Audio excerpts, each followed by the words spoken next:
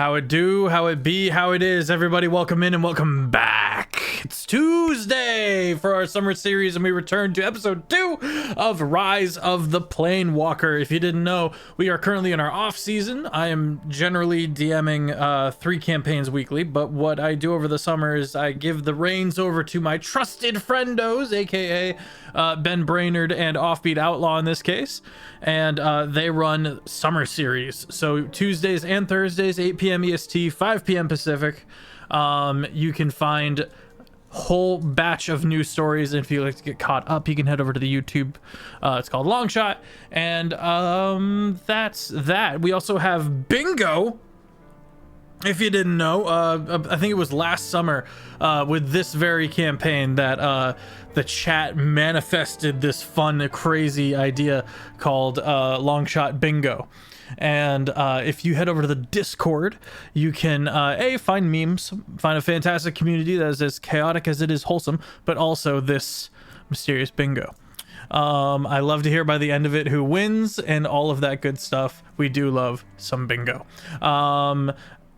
Other announcements, there is a phenomenal LARP event coming up called Heinefall. It is in the first week of November, and I do believe there's still some tickets left. It's a 4-day long LARP event in Texas, and wow, it's fun. It's stupid good. I've gone, this will be my 3rd year going, and I every time have so much fun. As well as 2 events going on at Gen Con. I will be running the DM's Do's and Don'ts for GMing, and I will be running a one-shot as well. You can find those on the website and more information on said Discord. Those are the announcements. Let me throw it over to Ben Brainard. Hello, thank you for joining us. If this is your first time, welcome in. If you were here last week, thank you for watching last week and deciding it was good enough to come back this week. I'm going to give you guys a quick a recap of what happened last week, and then we're going to meet our players. So last week we met our party. Arktreon the Hunter is a Leonin working as a bouncer for a tavern. He came to the island seeking a fight. What he got instead was bullied aggressively in front of everyone. But he decided that an education would be better than death, and that conclusion is up for debate.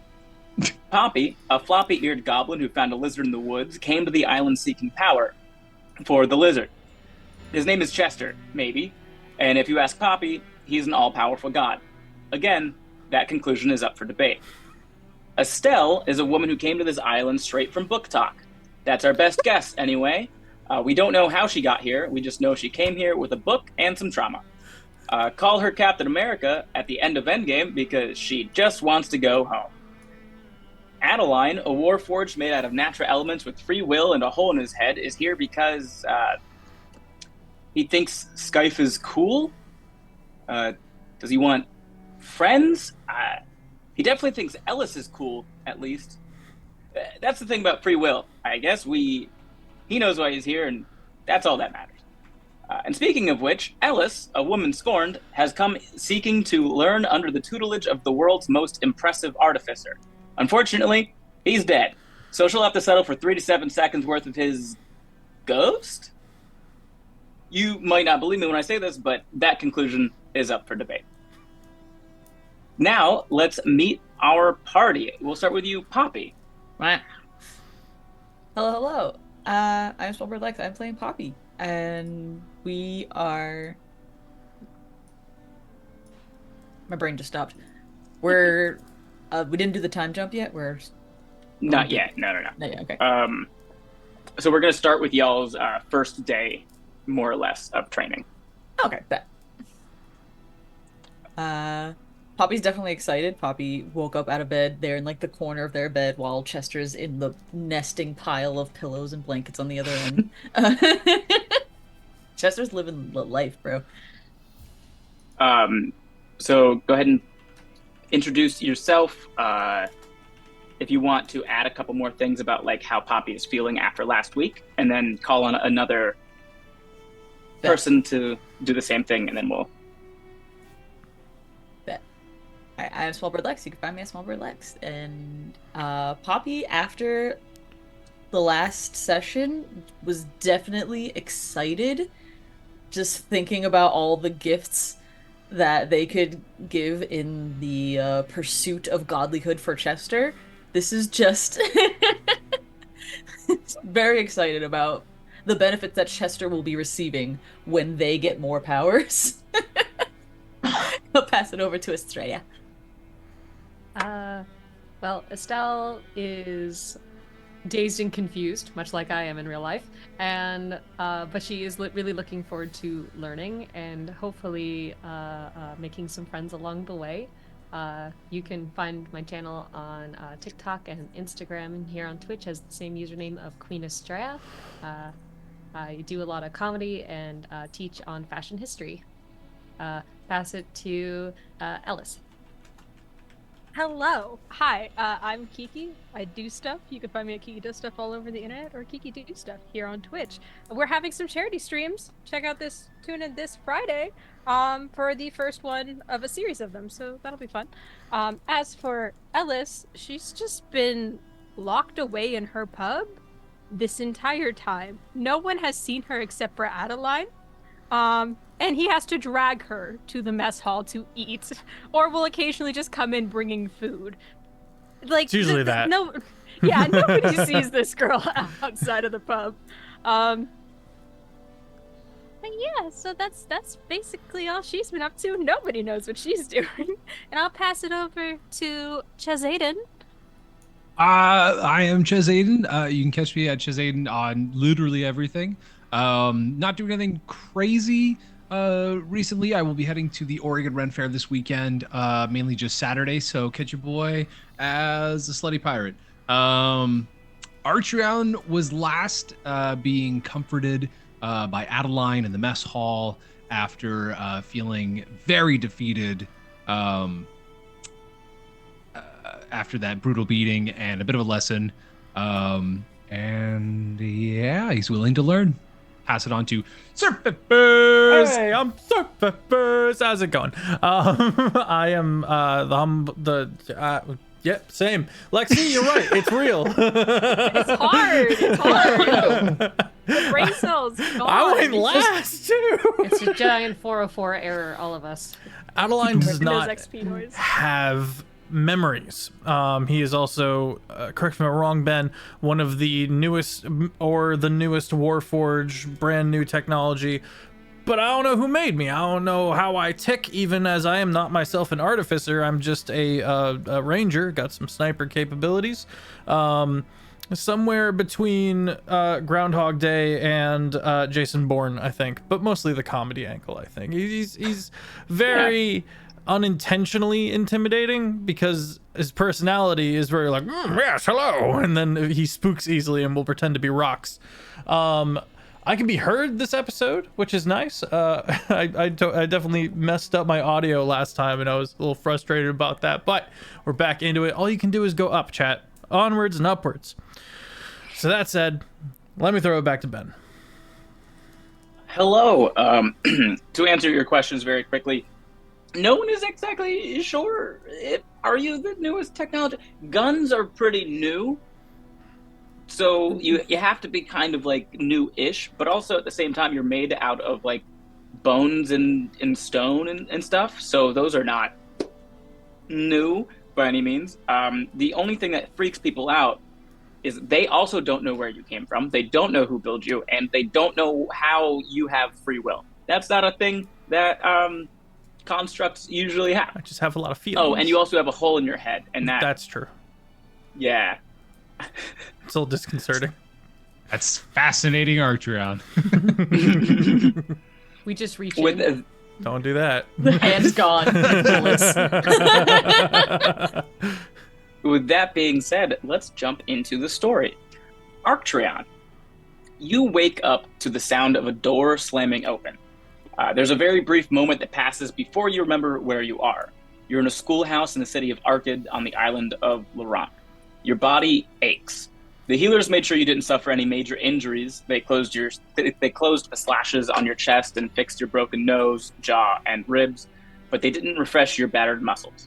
Was it to remind you? Was the damage you suffered too great to have been healed fully? Perhaps there is some other reason they need to conserve their energy. All you know is that your body hurts, and the creature that put you in this state is standing in the doorway in front of you now, looking confused? He told you that class started at 5 a.m. The sun hasn't risen above the tree line yet, though, and he's just standing there staring at you like he forgot why he came here in the first place. Did he get the time wrong? Did he forget you were in here? Is this a test? 3 painful seconds go by without either of you speaking or moving. They feel like an eternity. What do you do, if anything at all? Good morning. And I'll like kind of just roll out of bed slightly and kind of stand at attention, just like awkward, also not knowing how to read the situation, just kind of like waiting for action, waiting for a command, and just kind of stands there, axe in hand. What is your passive insight? My passive insight is 12. Okay, so you can tell, based off of this, he means you no harm. He's not here to fight you. He is definitely confused about something, and he really doesn't seem like he wants you to notice. That's kind of what you can gain from your passive insight. It's a little early. I wasn't expecting you. Is class starting right now? No. Food is important. Do you want to come eat?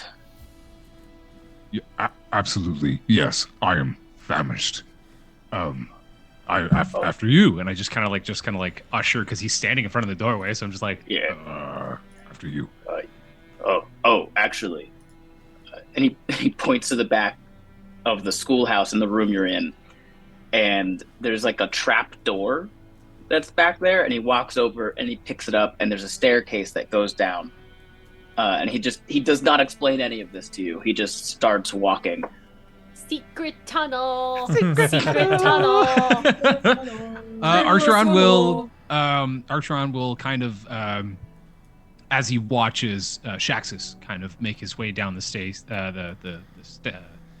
cellar stairs. Thank you. Kind of just collects his things as he lifts his warhammer up. The side, his abdominals are kind of sore. He's definitely feeling in rough shape. Throws his axe on his shoulder and kind of stares at the hole a little bit cautiously, but ducks his head as much as he can and proceeds through. Sure, you enter a lit, although dimly, tunnel system, and you realize very quickly that this tunnel just goes to the cafeteria. Oh, midnight snacks? Hell absolutely. Yeah. The cafeteria is underneath the arena, which makes it central to the schoolhouses and accessible to all the students and instructors. Each schoolhouse has its own entrance tunnel to the cafeteria, and there are staircases down to it, hidden behind several staff-only doors around the arena itself, which means the cafeteria is really only used by the students, the staff, the brave, the dumb, the drunk, and the illiterate, none of which are mutually exclusive. The caf is a sprawling circular space interactions corner the walls between schoolhouse tunnels and hundreds of lunchroom tables evenly spread out in the center of it all. Each kitchen window has a stack of trays at one end, followed by a line of freshly made hot food. No two kitchens serve the same type of food, unless, of course, your palate only recognizes 2 categories of food, meat or wrong, in which case there are 4 kitchens that aren't good, 8 that suffice, and 1 that serves those little cakes that you bring to your wife whenever you forget to take the trash out the day before. Throughout most of the day, it's a meeting spot for the students, it's a break from the grind for the staff, and most importantly, it's a 24/7 self-service eatery with a selection of sweets big enough to boost the morale of an entire standing army. That was the hope anyway, since the pay raises were denied. In the early morning hours, however, the place is a ghost town. You can only appreciate just how massive this place is when there are so few creatures taking up the empty space. The night crew of cooks, cleaners, and city workers consists of exactly what you should expect to want to work night shift. Deep gnomes, half-orcs, tieflings, bugbears, kobold, tabaxi, wanti, owlin, leonin, warforged, and humans that are trying desperately to move out of their mother's homes. You watch as Shaxus strides up to one of the windows, grabs a tray, and then stares skeptically at a hunk of meat. The dark elf behind the counter rolls his eyes and says, "Shaxus, for the last time, it's not Minotaur." Shaxus doesn't take his eyes off the meat and says, "What do you mean, the last time?" "It's a figure of speech. You know I would never serve you, Minotaur." "You would never serve me, Minotaur? Or you would never serve Minotaur?" "Both. Now take your food, please." He reluctantly takes the hunk of undefined meat and finds a seat. He digs in without acknowledging you. You get the sense that he's not had much practice doing this. Do you want to do or say anything, or do you just want to eat your food in silence and wait for further instructions? So I grab a tray, also following in his steps, and like lean in towards the cafeteria. The dark elf? The dark elf, and be like, But you do have Minotaur meat, right? Right. He like looks at you and then looks over at Shaxus. It's not a mandatory thing. I was just curious. I'm just gonna eat this. and just kind of like lean my cafeteria plate towards it and just hopes that he slaps on some sort of meat. He goes underneath the counter and grabs just another, like, a leg of something. Sort of like, imagine like a turkey leg at Disney. Yeah. And he just takes that out and puts it on your tray and goes, "Just don't ask me where this came from." Gotcha. And I have a little leather pouch on my side, and I just slip one gold piece. Just tink. Thank you. Yes. I guess I will sit next to you. And I just sit down awkwardly next to Shaxus, not sitting like in front of him like you kind of would to have a conversation, just awkwardly like both staring at the wall, just sitting down and eating.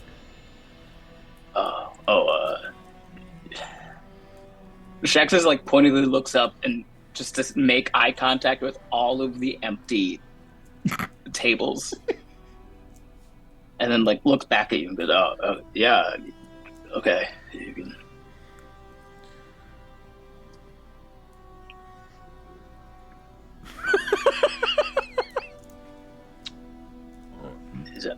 Do you like Sorry, it? you go ahead. Or... Yeah, it's good. No, it's good. Right. Is this part of the training, or is this just training? Yes. Yes, it is. Actually, it is, because training, you're gonna need calories and protein. Right. So, training. Oh, right. Okay. Well, I was thinking after we eat, I guess we could go up to the arena and break some shit. Yeah. All right, that sounds good to me. I will meet you there. I'm just gonna take this to go. I just take the leg off my tray and just kind of leave the cafeteria. Okay. We eat and then we break shit. Bring your hammer. I will grab the cinder blocks. Right. It's on my hip. It's here. All right. And I just kind of like fumble to like grab the door handle. Like it's just It's trying so hard. Door. All right. Now kiss. the kiss. There is that like tension of like, this dude literally beat the snot out of me yesterday and now is my teacher. So that barrier is like, I have set that wall between Shaxus and I like clearly he's the better warrior, and clearly I have something to learn. So I should be paying as much attention to what he is teaching me. Yeah. So I just leave and make my way towards the arena. The mystery meat in hand. Adaline. If you had stopped by the Ranger Schoolhouse last night, you would have found a building that looks like it has never been used. Skyfe, Roaming Good, and the other Ranger students tend to prefer nature's bedding. The Rangers completely set up a new camp at the end of every night and tear down the camp at the beginning of every day. The Ranger camp is composed of Skyfe, the instructor, Roaming Good, a highly experienced Ranger, and 12 Ranger students, most of which are very young, maybe somewhere between 10 and 13 human years. Skyfe has yet to seem thrilled about literally anything, but the amount to which he does not seem thrilled about being around children almost makes it seem like he actually enjoys other things, he just doesn't know how to show it.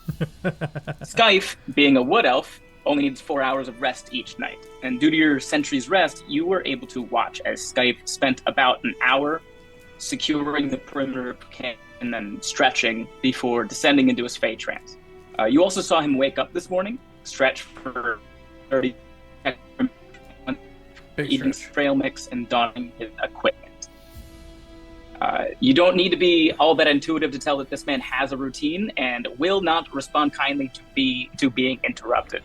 A Warforged sentry's rest requires you to be motionless for at least 6 hours. Do you want to rise early with Skyfe and risk some exhaustion, or will you finish your rest as you watch his morning routine? I don't want the exhaustion. Okay. So just watching the perimeter.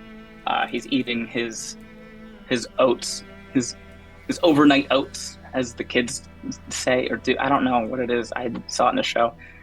You just make oats and they fester overnight. I don't fucking know.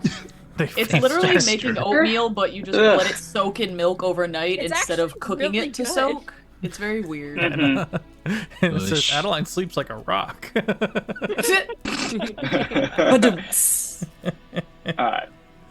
So since you rest for that final hour, you do hit your sentry's rest. You are able to stand up refreshed. Oh, okay. Skyfe hears you do that, and without looking at you says, "Good, you're up. Come with me," before he steps beyond the perimeter of camp and walks into the Great Forest. Is there anything you want to do before you follow him, if you choose to follow him at all? I'm gonna follow him for sure. Okay. Pick up all my things, pack myself up like quickly, and head on after. Sure. When you catch up to him, he is sending a hawk off into the sky, and you watch one of his eyes reshape itself into a hawk's eye. He then begins the ritual for the Commune with Nature spell. And you would know this ritual traditionally takes about 60 seconds to complete, but you notice that Skyfe seemingly completes about 30. He pauses for a moment, then suddenly says, "This way," and takes off into the Great Forest. It seems urgent. You get the sense that not only does he fully expect you to follow him without question, but he also wants you to. This is your first day of training, and he already respects your survival instincts enough to take you deep into the Great Forest. Yeah, Will you follow him? Yeah, absolutely. Okay. I'll haul ass after him, hand and foot if need be. Cool. I need you to make an athletics or an acrobatics check as you. Oh, we going acrobatics. Yeah. That is a +6. 16. All right, yeah, 16 is good enough. You don't stumble or fall at any point during this. You take off after him, and you eventually catch up. He seems to be going pretty quickly and in a way where you guys are not going to reach your destination in the next 30 seconds. This is going to be a bit of a haul. Glad I got my extra bit of sleep. But yeah, as two hunters in the woods, as two travelers, no words are really spoken. Every now and then someone I might and point at something or something like that, but no conversation. Okay. He does at one point ask about your time in the Great Forest, sort of like a Do you grow up here or something? I'm not sure. I don't have many memories of my time before yesterday. Oh, is that correct? No, You, farther this back, would farther actually back. this would be 10 years. Yeah, that's right. Thank you. Since that day you found me in the woods, that was actually the beginning of my recollection. I found a lot of people in the woods. And do they he usually goes and- have memory loss? I ain't the one to ask. Somebody got to talk to them for a little bit longer to find out if they remember anything. I'll ask around. Self-sufficient. I will say, a lot more creatures showing up recently. This forest connected to the Feywild, it happens sometimes, but it's been ramping up a lot recently. And last month, 2 elves came through, different times, recognized each other. That's First time that's interesting. ever happened. Which implies that there are locations that frequent. It's not random. Perhaps Sure. we can isolate Not my where the job to think about monsters are coming from. My job to rescue people, not my job to find out where they're coming from. I leave the thinking to people who have more time on their hands. Suddenly, you both start to hear a voice calling out for help. You can hear the sound of wolves in the same direction, and before you can even assess the situation, Scythe has knocked 2 arrows, aimed off into the darkness, and fired. And by the time you get around the last tree between you and the creature calling for help, 2 wolves lie dead at the feet of Scythe, who is putting his bow away. That I- was incredibly fast. You seem to A do young some elven things boy. quickly. A young elven boy sits on the ground, still in shock. You can see him wipe away a couple tears, and he looks up at Skype and stammers, "Thank you." Skype says, "Don't mention it." Then he turns to you, and he says, "Thank fuck you're here. I don't do kids. You're up." Greetings! And I will pop a squat down about, a good 5 feet from him, and be like, "Hello, don't be alarmed. I can speak.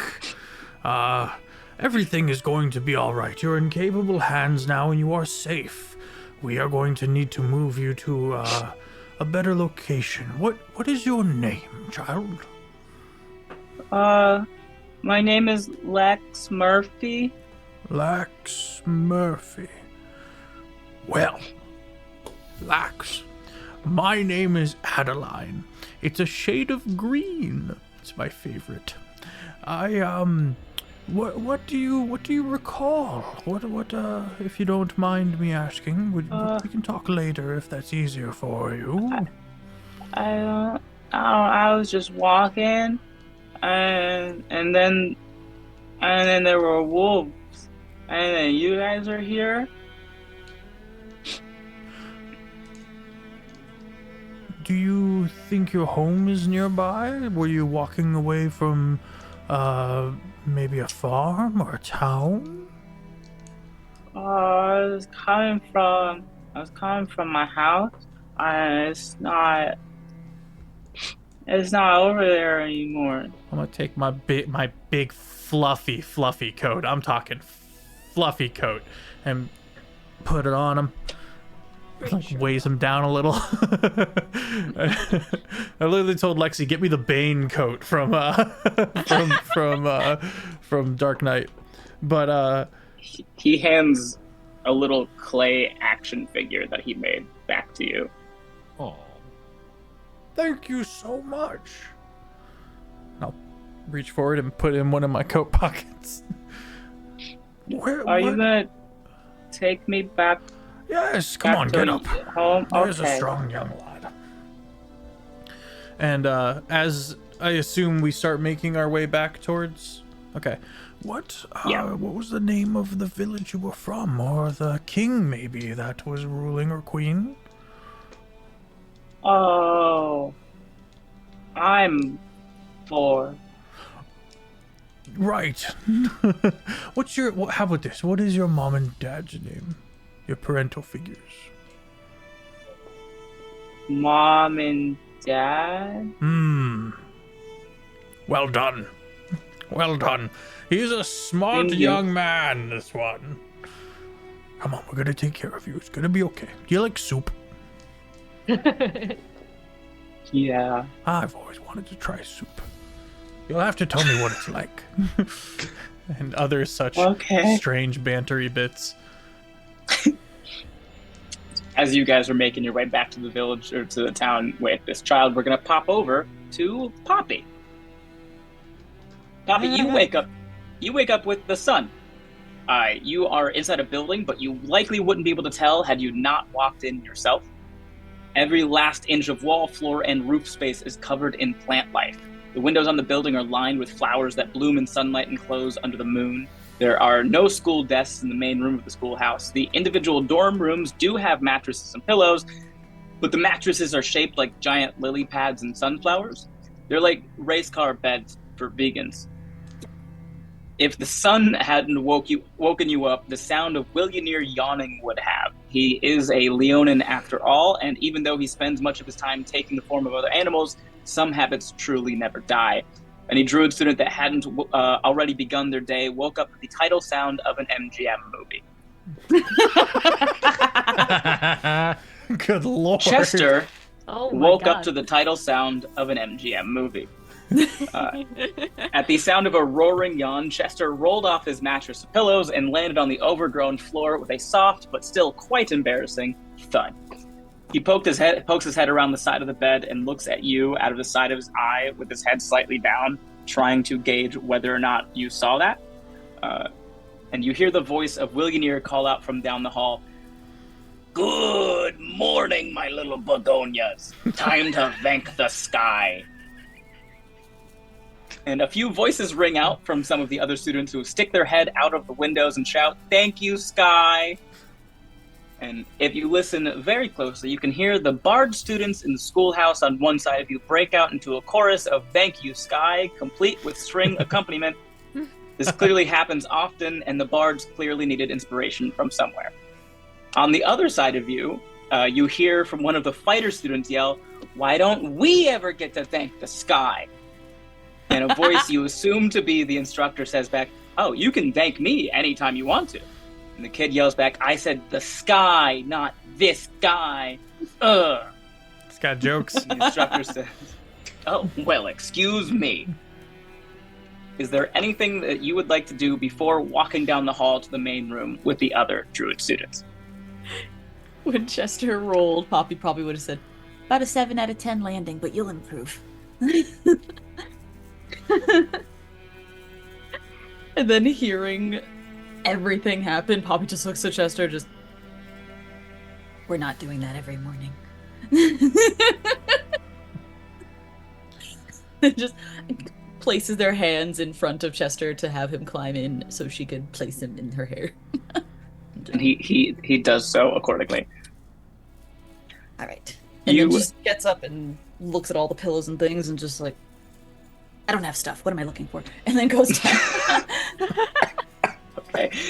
You join the group, huddled around Willionaire, who stands in the doorway. Some of the students you notice have already learned how to shape a part of their body into a beast without shaping the rest of themselves. Most of the students are younger. Any student on the older side tends to hang out in the back of the pack, learning as best they can, but also acting as sort of a pseudo-chaperone. All in all, the Druid school houses about 20 students. Willionaire instructs the class to follow him. Most days start with meditation in the Great Forest.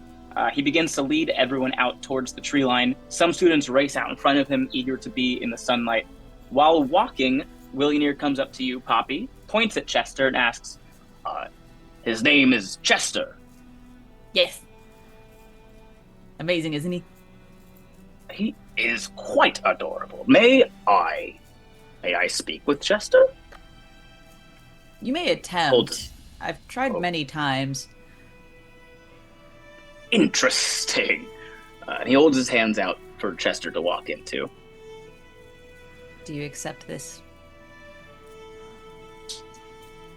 Just tilts Chester there walks forward.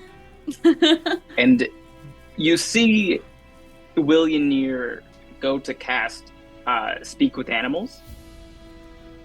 There's a subtle glow and a brief chanting. And then he says, "Good morning, Chester. Welcome to class." And he stares expectantly at Chester, who just licks his own eyeball.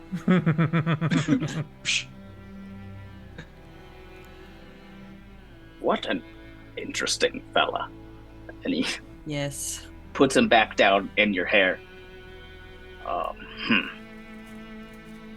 Either Chester is not a very talkative lizard, or for some reason that spell didn't work on him.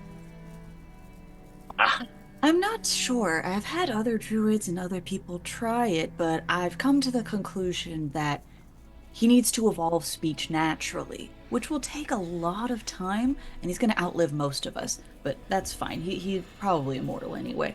But he's going to evolve speech, and when he does, he will preach peace to the entirety of the world.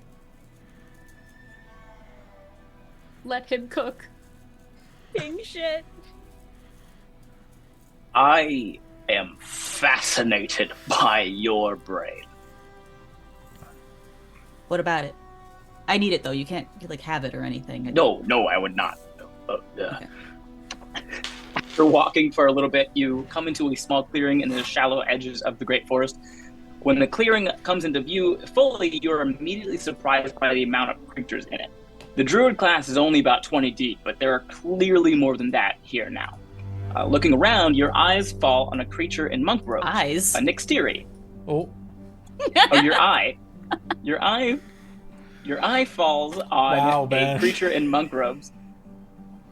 A Nixtiri, a bat humanoid, with long, pointy ears, and she rises from her seated meditation and glides directly up to Willionaire.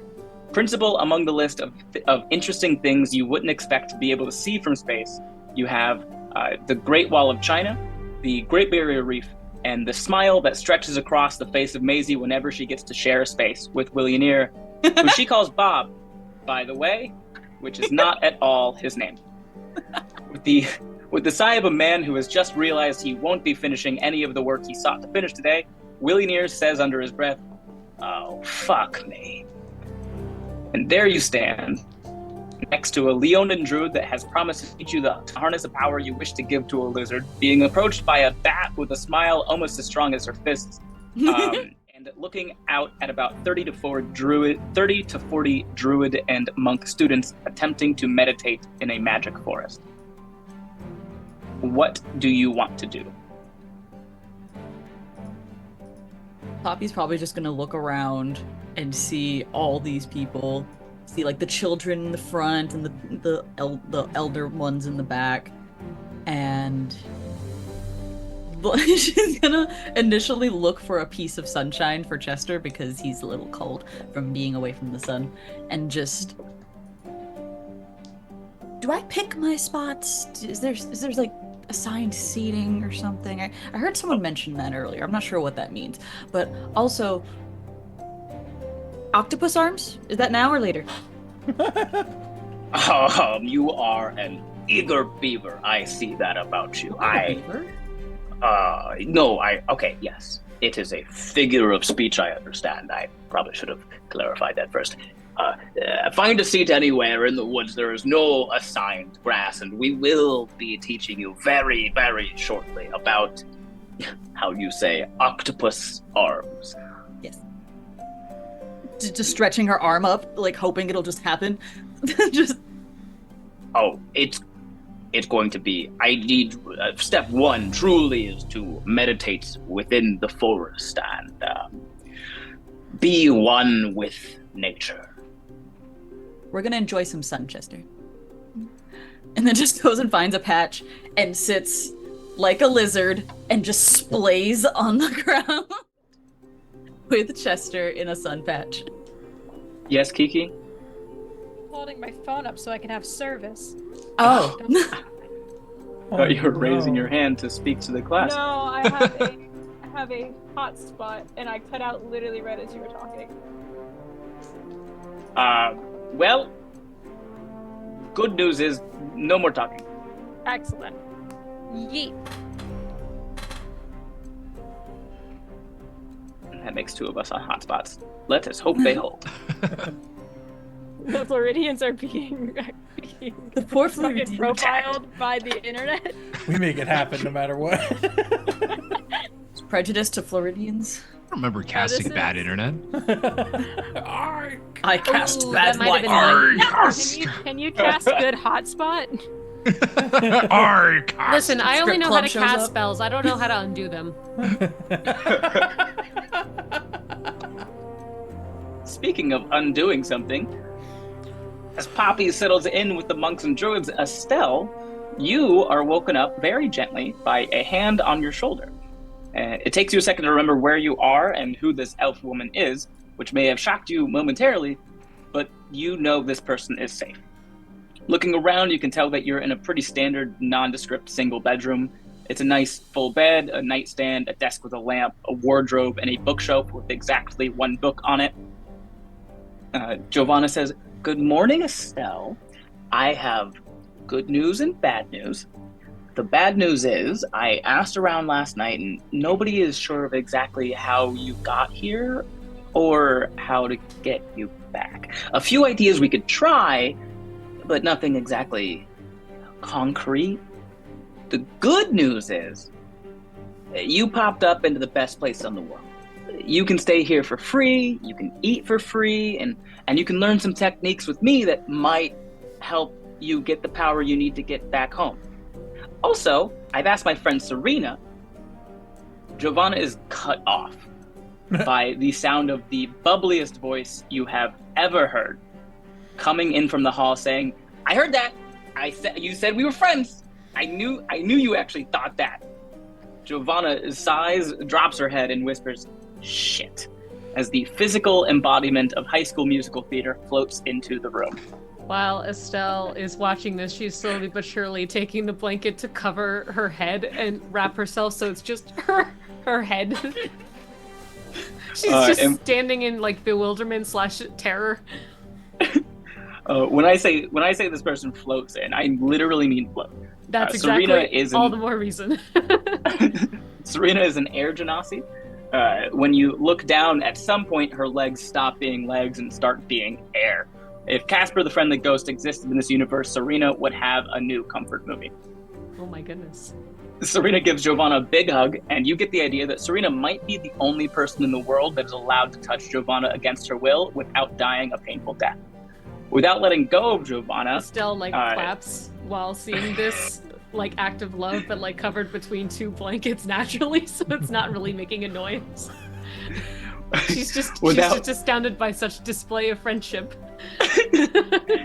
Without letting go of Giovanna, she looks at you with a wide smile and says, "Hi, I'm Serena. I'm Joe's best friend in the whole wide world. She told me you just popped into town and you don't have anything with you, so we're going shopping." Estelle just nods. It's just a flop of covers. Giovanna makes a genuine attempt to separate herself from this golden retriever and says to you, "Look, I know she seems like a lot, and that's because she is, but she also never learned how to say no. So if you see something you like, get it. Tomorrow, I will show you the armory." And for the briefest of moments, when she said the word armory, the joy in Giovanna's face rivaled that of Serena's. Estelle just looks over and just wonders, oh dear.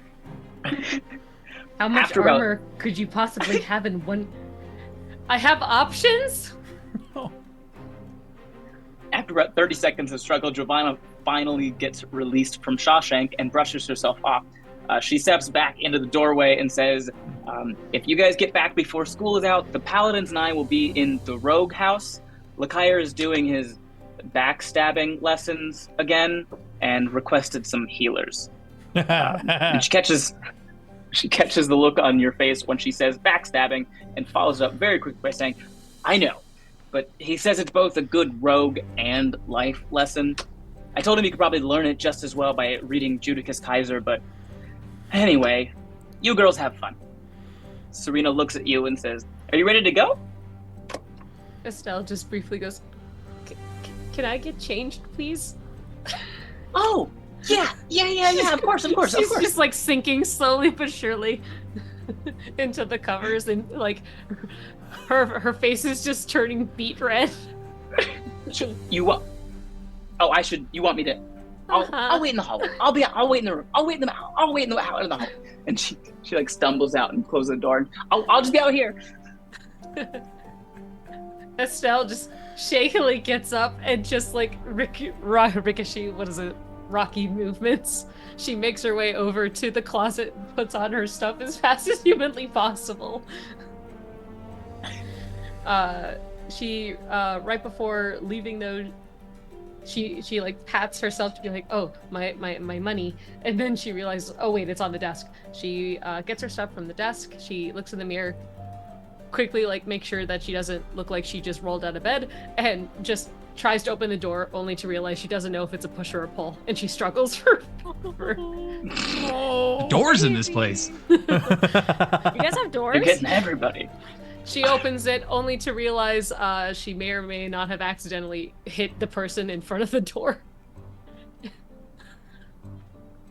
There's a very, the slightest of thuds as this door hits a genasi made out of mostly air. She goes, oh, somebody's excited. Let's go. She just nods and follows as best as she can while wondering if this is actually the right thing to do. Serena seems very, very happy to have somebody to go shopping with.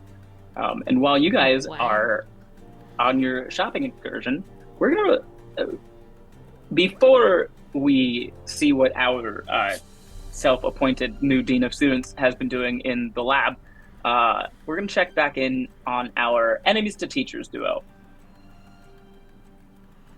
Arktreon, you have your hammer, and you're following Shaxus, who is holding a stack of cinder blocks on his shoulder, into the arena. And when you enter, you realize it looks much different than the last time you were in. Instead of a barren dirt circle, you walk into what looks and feels like a pleasant city park. There's a rubber track that circles the outer edge, soft grass covers the ground, and even a few trees are sprinkled around to provide shade. In the center of the arena, you see Barca, the fighter instructor, walking down the lines of his students who are practicing archery. He sees you and Shaxus enter the arena, and he starts to walk towards the two of you.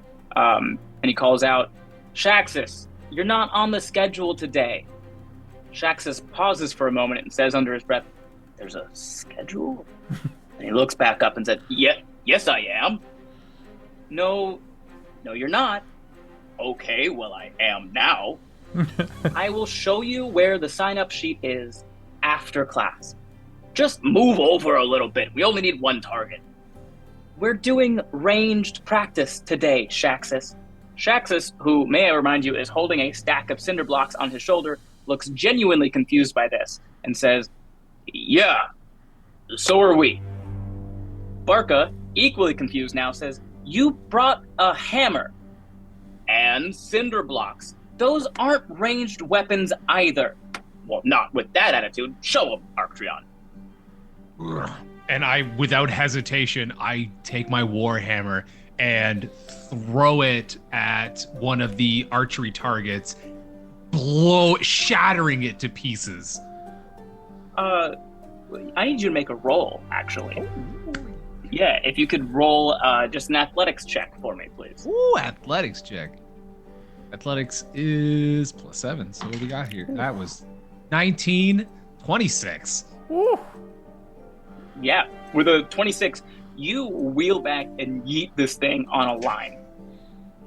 Barca sees this happen, and in order to protect the equipment and also the student currently using one of the archery targets, runs over in front of the hammer, sticks one hand up.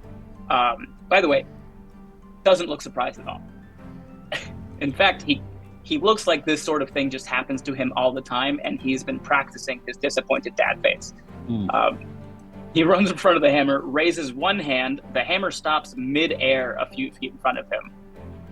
He flicks his wrist back towards you, and the hammer just rockets back at you.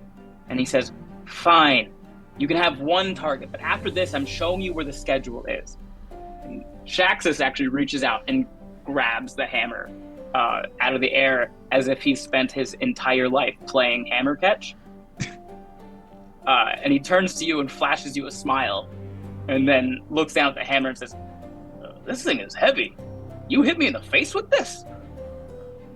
Multiple times, yeah. Yeah. I Kind of just reach forward a little bit, just like, that's mine. Yeah. No, he gives it back to you. Cool. I'm really proud of you. Thank you. And then you guys get your one target that Barca has allotted you. Yes. Go ahead and make 3 attack rolls for me, all of them at disadvantage. All of them at disadvantage. You are not used to throwing hammers in a accurate way. Oof. First one is 6. Second one is 7. Third one is 9. Clumsy. Okay, so the first 2 miss.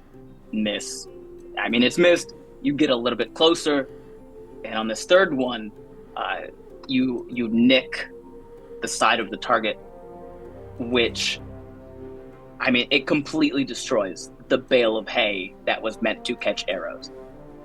Shaxus lets out like a yell of like, "Ha ha!" before he realizes what he's doing and stops himself and just tries to play it cool.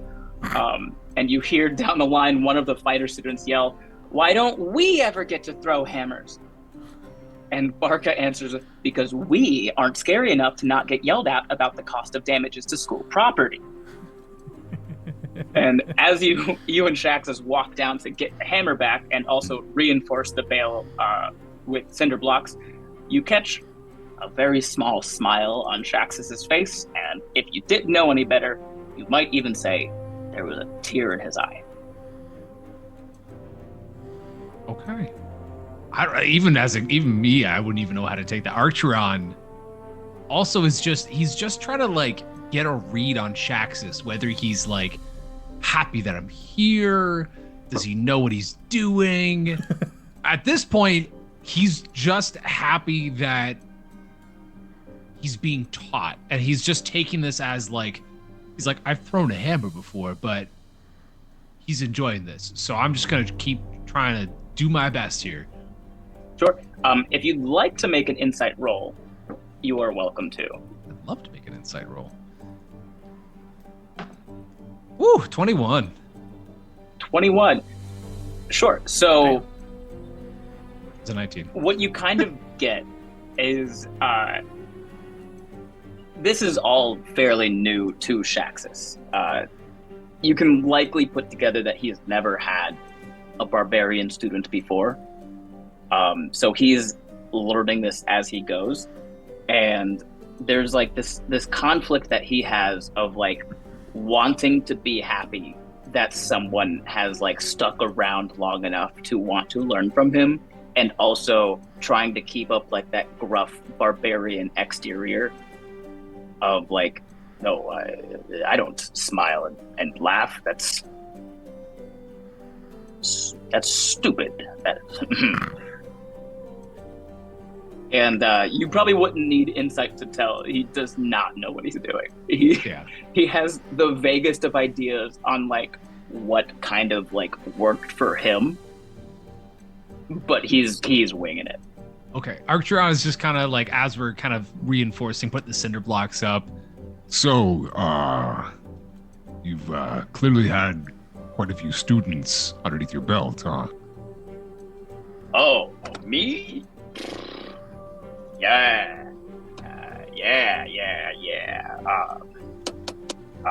Maybe.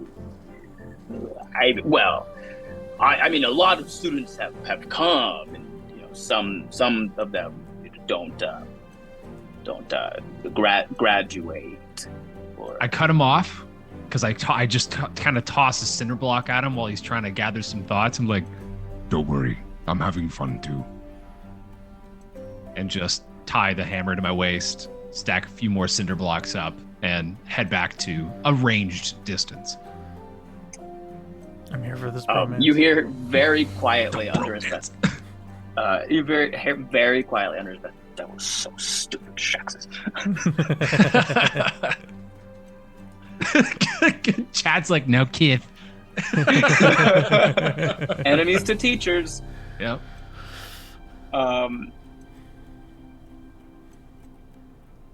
Okay, yeah. Let's. I was like looking ahead to see what is it. I think we can take our first break. We'll take a quick break, and then we'll come back and open with Elis. Cool. All right, we'll be right back, chat. Bye bye. Safe, make good For now. choices. 17 and a quarter. None of it's on paper, so I am not guilty. Jesus Christ. Your And Honor, we're you back. weren't even there. And we're back. Last we left off, everyone was having a grand old time on their first day of training, except for one of our party members who doesn't really show up to class very often. I am my own class. Thank you very much. Elis, last night you were visited by Daystrider, or maybe his ghost. In the brief time he was there, he opened up the secret door to his lab, and after crouching through a long, dark hallway, you came into the lab itself. What you stumbled into is a sprawling, dimly lit, underground bunker with arcane glyphs and wards covering nearly every inch of visible wall and roof space. It's like a scene out of a movie where every wall in the padded cell has been scribbled on by the madman occupying it, truly illustrating how thin the line between genius and madness is. Lining the edges of the floor space every few feet, you see a small mountain of discarded metal. Frayed wires and bent gears stick out this way and that. Several doorways that were clearly built as openings for massive tunnels are found at random intervals along the walls, but the tunnels themselves have been caved in. You can tell this was a controlled demolition carried out by someone looking to cover their tracks. Looking back at the tunnel you came through, you can see an old wooden sign hanging on the wall next to the tunnel that says, "Open." And after spending some time reading Daystrider's notes, you would be able to tell eventually that handwriting that wrote "Open" is similar to, but not the same as Daystrider's. You also find 6 cots, 6 footlockers, 6 chairs at one long table, 6 armor racks, 6 weapon racks, and 1 tinkerer's table against the wall on the far side from the cots. Written in long dried grease on the wall above the table in the handwriting that wrote the open sign, you see the words, "Patty was here." But someone has clearly crossed out the word "was" and written "is." Below which, scrawled in the same handwriting, is "Legends never die." On the tinker's table itself, you see an almost metallic lump of pulsating biomatter. When you entered the room, it pulsed faster and brighter, almost coaxing you to approach it. You don't sense any ill will coming from it. What would you like to do? Oh, I'm gonna go investigate that thing. Absolutely. Okay. As you approach the biomatter, and you get within arm's reach of this lump, infinitesimally brief snippets of memories that aren't yours start to flash through your mind. You get still images of Daystrider and also those 5 strange creatures that checked in on you earlier. They're riding in something, a vehicle you've never seen before. You've never even seen a vehicle you would think to put in the same category. Some of the images you get have everyone. Sometimes it's just Daystrider. Sometimes the vehicle is small. Sometimes it's massive. Sometimes it's on land. Sometimes it's flying.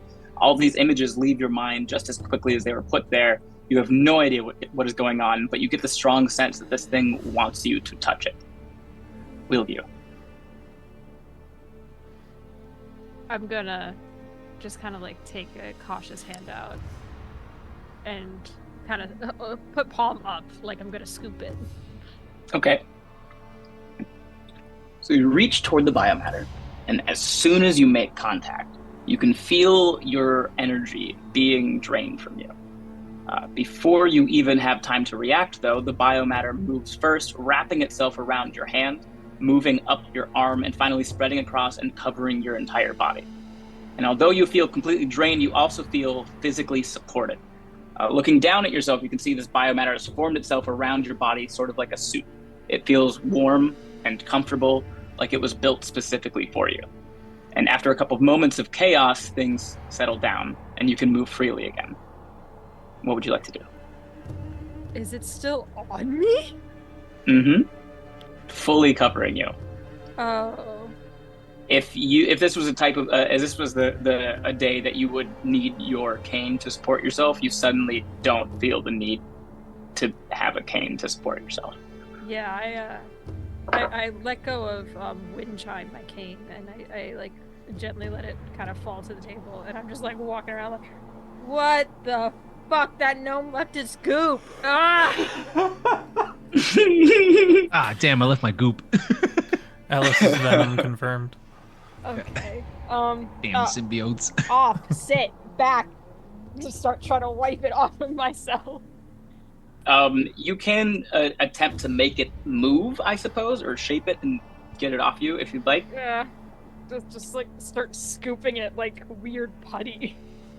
The scooping like weird putty has no effect on it. Oh, okay. There is also a scroll and another notebook on the table that would be of interest. Gonna kind of like penguin waddle because this is a really weird feeling. And go over and just like kind of adjust my glasses so I can see what the notes are saying. Just kind of lean down into them. Yeah, you after you flip through a little bit, you learn that this biomatter suit that is on you is called Kit. It responds to life essence. It can take any shape, but it seems to prefer shapes designed to carry passengers. And the notebook that is there is a notebook that Daystrider made full of various ideas and attachments that he was able to construct using the kit. Interesting. I just like have like a pencil and I'm pushing the notes alongside. Okay. There are a lot of notes. It's definitely something that would take you several days to read, or several less days to read if you simply do not sleep. Stop. Don't threaten a college kid with a good time. Jeez. I think she's just gonna she doesn't want it on her right now. Okay. It's valid. Starts like speaking weird ass commands just like as if it was a dog. Kit sit. Kit leave. As you focus on trying to get it off of you, go ahead and make a Constitution check. I need dice. This is D&D. Bruh. Kit, file my taxes. Kit, commit tax fraud. Commit tax fraud. Kit, arson. Oh my god, damn. A con check. So that's Be gay, do crime. 15. Yes. 15? Okay, yeah. So with a 15, as you're trying to wipe it off and telling it to get off, and you focus solely on the purpose of getting this thing off, you start to notice that it responds to that and is slowly, very slowly, coming undone off of your body and returning to the desk. It looks like it's going to take probably about an hour. It's like sticking your fingers in a jelly candle. Fuck. Welcome everybody. While that is happening, we'll check in with Elis very quickly. Elis, at the end of the first day of school, You mean everyone. Yep. Sorry, Estel. That's okay. At the end of the first day of school, everyone experienced some various level of success. Some of you will sleep soundly with the hope in your hearts, and some of you may not sleep at all. Estel, you are getting ready for bed when you hear a knock on the door, it's Giovanna, and she says to you, "Hey, I hope you had a wonderful day with Serena. When we have a day off this weekend, I want to see everything you got, okay?" Estel very proudly just goes, "I present to you," and she just shows all of the books she wanted. A whole lot of books. What do you think? I love that so much. I'll show you my library You tomorrow. have a library? She looks like so starry-eyed right now. I have a room with books in it. Yeah. Is it entirely books? No, but there are books in it though. So don't. I will gladly trade with you some books sometime. If you ever get bored, you can use any of mine. I will keep that in mind. Before I go, I want to ask you, what was your family name again? Cessaria. Cessaria? Okay. What about your mother's name? I've been told she passed a long time ago.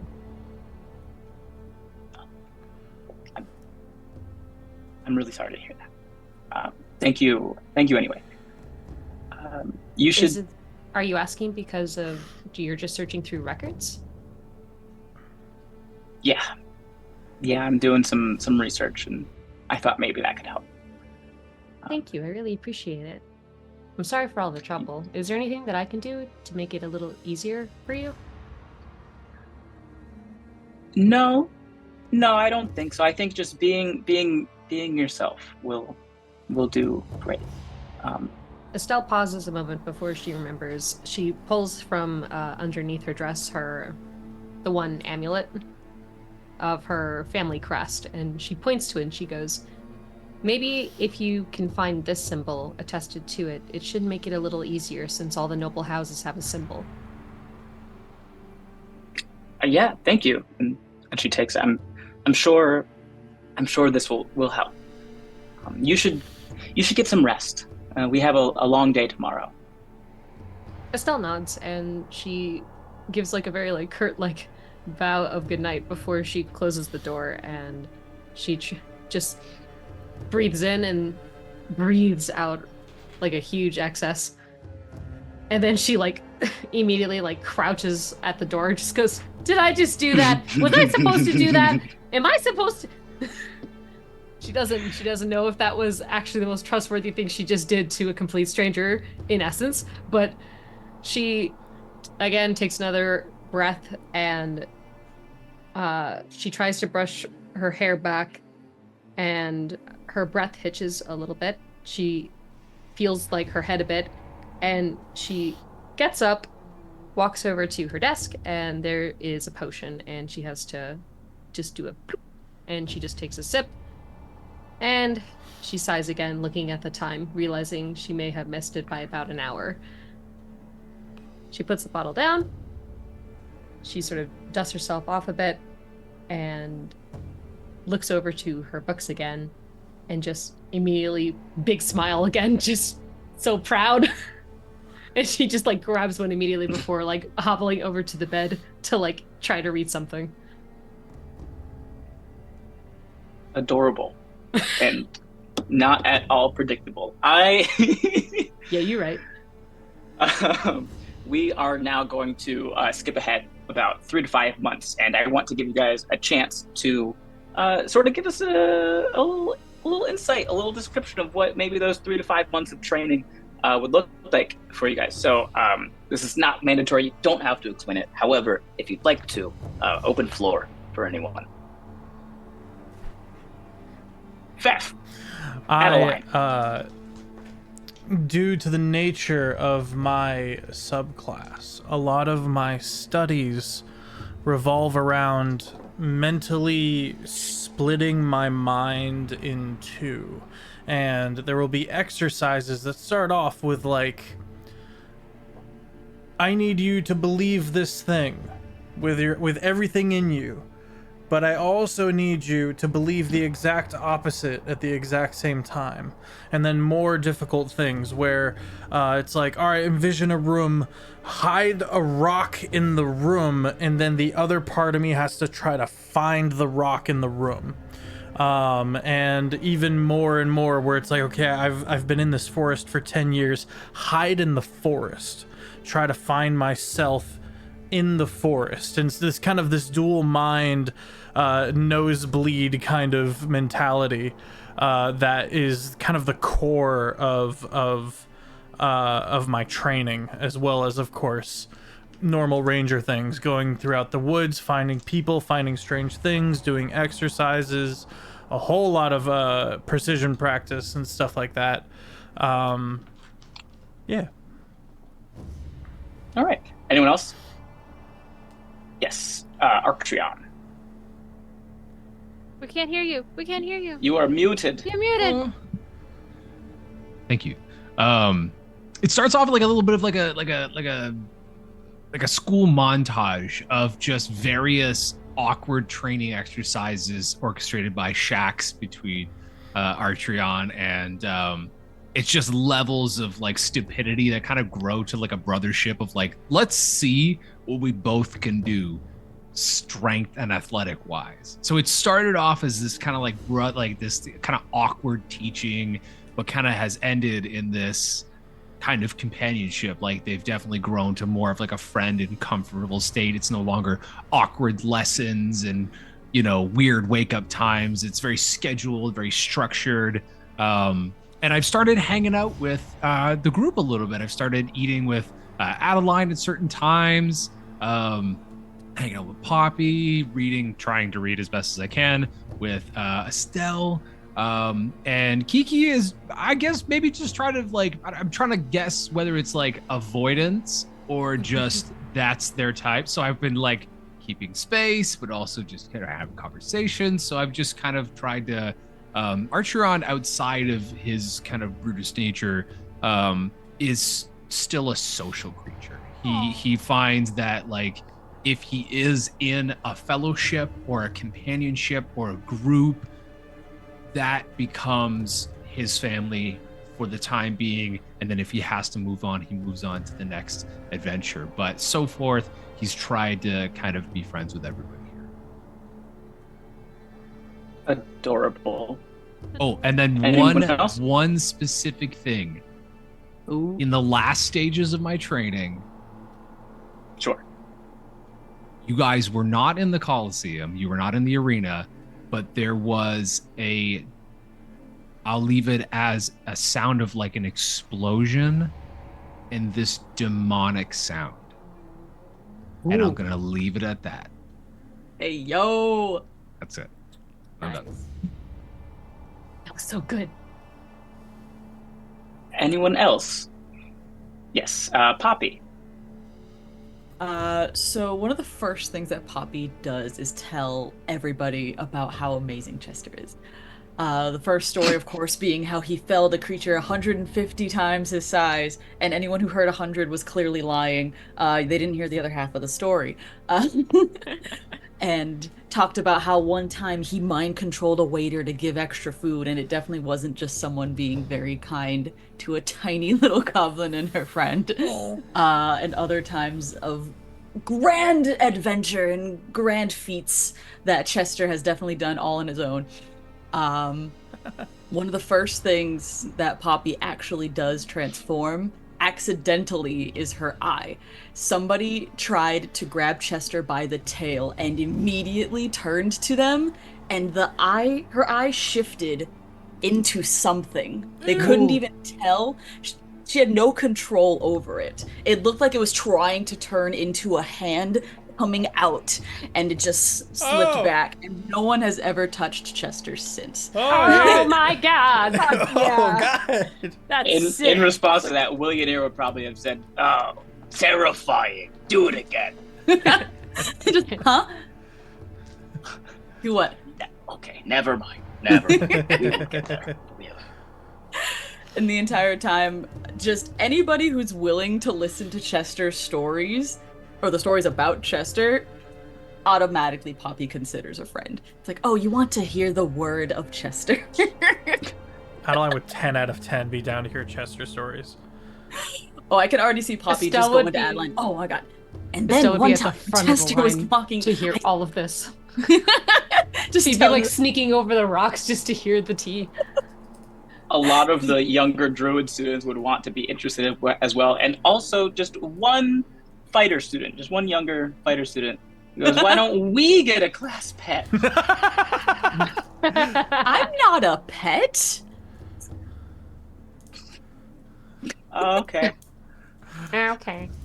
Just completely assuming that any insults are going or any weird comments are going to her, because nobody would ever say something mean about Chester. If I may make a quick addendum. Yes. Two things. One, me You and may. my mentor, at this point, we mostly communicate in messages left for each other.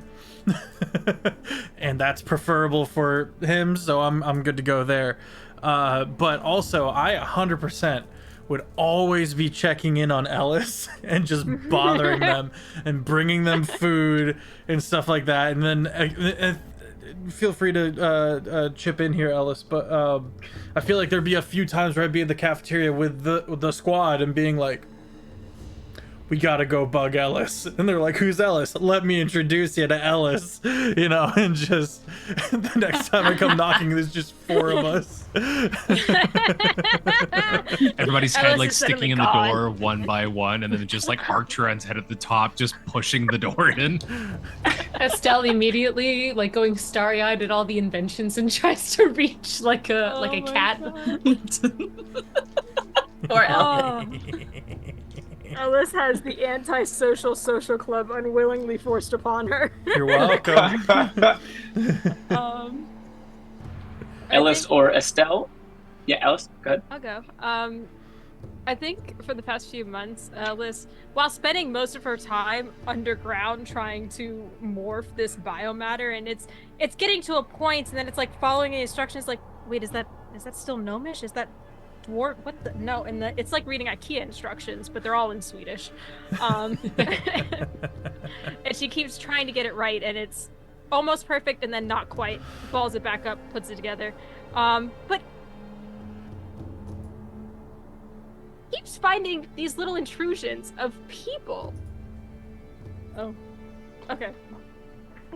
So one of the first things she does is put a no trespassing sign on the door. A Doesn't have challenge. much effect. Adaline is allowed to enter whenever they wish. They're cool. But then there's also the fucking mentors keep trying to come in, and that one bat keeps swearing that she hears something in here. So I didn't want that motherfucker in my space. Don't know how she keeps getting in here. Bitch is quiet as fuck. But I decided to invite some bards over one night. And then replicate their sound into a machine. So now there is constant banging music in the central hall of the pub, and it's just rock instrumental the entire time. Both the pub It's the Rush discography. Yes, exactly. Both the pub and the underground space are just lined with these small wires, and Elis steps over them every time and makes sure that they're not in a path that Adaline will always take. I'm perceptive. But they're just there to alert her in case a fucking ghost shows up. And The as ghosties. well, Trying just to getting- fight the ghost. just Trying to capture fuck this ghost man. I need to ask him questions. Every time like a little thing crosses over one of those wires, it just immediately wakes her up. It's several forms of the alarm spell. Oh man, that's so good. Alice is just thrashing air. Yeah, It's and fighting God. she has to like kick it. It's all the way down there. And then as well as just tired of having to bend down to get into the main workshop, so she's had these small little automatons that their sole purpose is just to carve the wall. And Ooh. every day they're just getting like a centimeter back and forth, so she's getting a little bit taller of an entryway. Going through all of his shit. There's no tables in the pub anymore. She's gotten rid of them. This is renovation time, okay? There's one queen-size mattress shoved haphazardly off to the corner. Don't ask if there's sheets. It's just a blanket and a pillow. Who needs sleep anyway? Slightly nicer than a bedroll.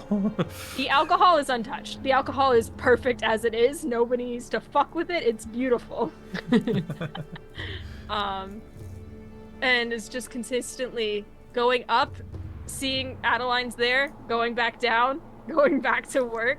Occasionally checking in on Adaline to like kind of check their inner workings when they'll allow her. Have we touched on that yet? We have not. Would you like to? Ben? Sure. Yeah, There would also be a lot of times where I would drag you out into the town. No! A little bit. Maybe a few times where I'd drag you out to the rest of the squad.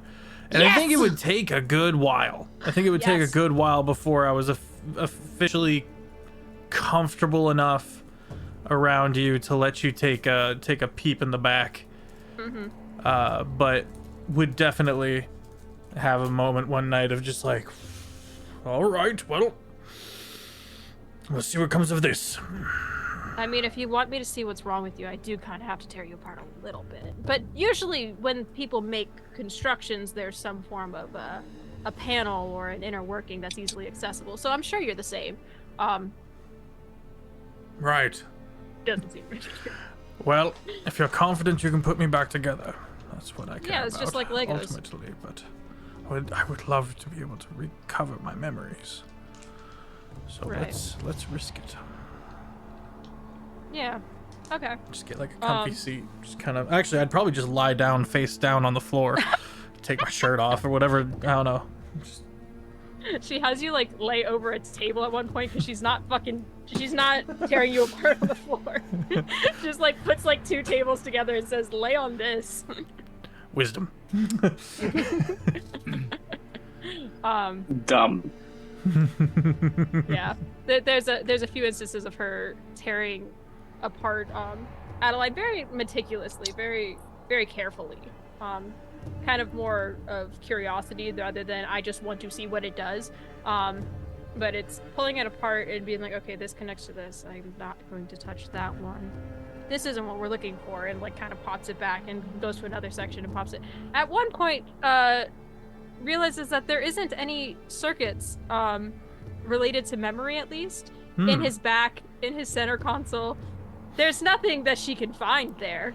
For the most part, what you would come across is a bunch of these twisting bones that all kind of have all of these runes all over them, and as they twist, the runes would touch in different ways and form different actions and different stuff like that. But it's just this tangled weave of these so curving beautiful. bones. He is the helix curve.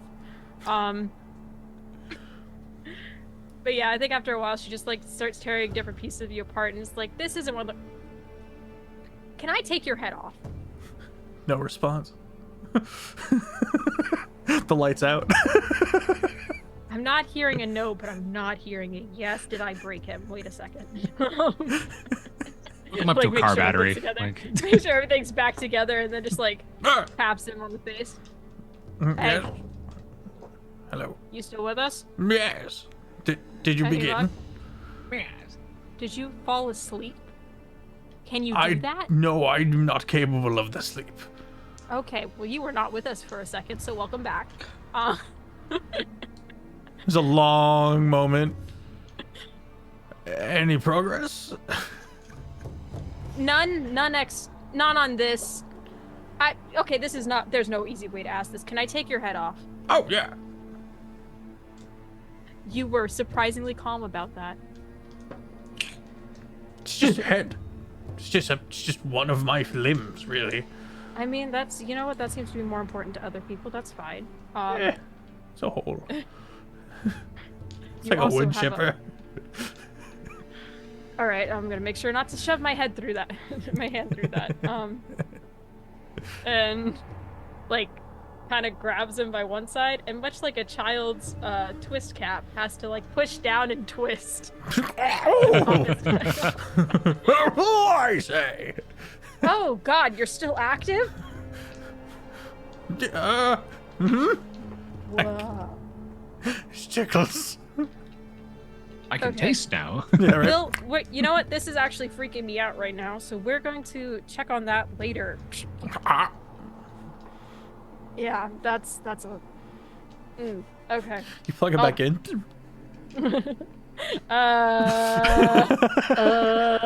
What do you Like, mean? pour some wine on his head. A fourth of a cup of wine. Some of the moss gets stained. Okay. Yeah, interesting. Ah! You gotta stop doing that. You're freaking me out. What? I'll do my what do you- best. Okay, thank you. Very well. We will Put we wine will on check me? this another time. I have some more things I have to get to. God, I'm fucking out of time here. That Is just there kind a of like leaves you. deadline? I get up. There is to me, and just disappears into the office. All right. And then I tiptoe and move my way out and then take extreme caution over all the tripwires and shit. Assuming that you kind of like take the same path every time, she's kept that in mind and like hasn't put I any can of the see that. wires there. I'm surprisingly not very robotic for the look. Like I'm very, very much a person. And that's kind of the off-putting thing. Which is to say that all that I do like spider crawl my way out just for safeties. I don't know where they are. Yeah. Cool. Yeah. All right. I mean, as a DM, being able to take 10 minutes during a session to watch your players just rip Tear each each other other apart consensually. Yeah. It's great. Estel, did you have anything you would like to do as your 80s movie training montage? Yeah, go for full 1980s anime girl, pure shoujo manga galore. I want the sparkles and everything. Push it to the limit. It's just one really long Sailor Moon transition scene. Yeah, they're like Intro, but with 10-minute intermittent scenes of like Estelle getting to know the whole group and becoming friends with them, like leaving Arktreon like with a crap ton of healing potions and like pausing and then realizing she forgot to also like throw bandages as well. Yeah, I'm like, from the battles, I have like cuts and bruises, and I'm like splashing it on me and like wrapping things. Beyond that, she would also like go over to Adaline and like occasionally ask them about plants that she's trying to learn on how to heal and all sorts of kinds of like do you know what this does? Where do I find this potion? The one Where thing can I find I stuff to make this consistently food? can't do is tell you what they taste like. And she nods very sagely to this, like like yes, but of I've course, been don't told worry, I will eat do to this. this one. I will make sure to not do the taste test on that one. Yes. She'd go over to like Poppy and like sneak Chester like extra snacks that she finds because she doesn't want him to go hungry because he's the smallest. Oh. Just a little guy. Just a little guy. We'll And, speed like- up the process. And then lastly, going to Kiki and I would leave like some hot tea over to them, and just to make sure that they were at least getting some caffeine and that I wasn't bothering them. You like leave it in the pub, and then just later Elis comes out. Oh shit, Adaline stopped by. No, Exactly. no. Oh, no. No, I do have to say, That's pretty despite funny. all efforts, Elis doesn't know any of your names except for Adaline. She does not care to learn them. You I all was like, come in and "It's she's Chester. Arktreon. Lion. Leonin. Lion. That's... don't say that. I'm sorry, is he here?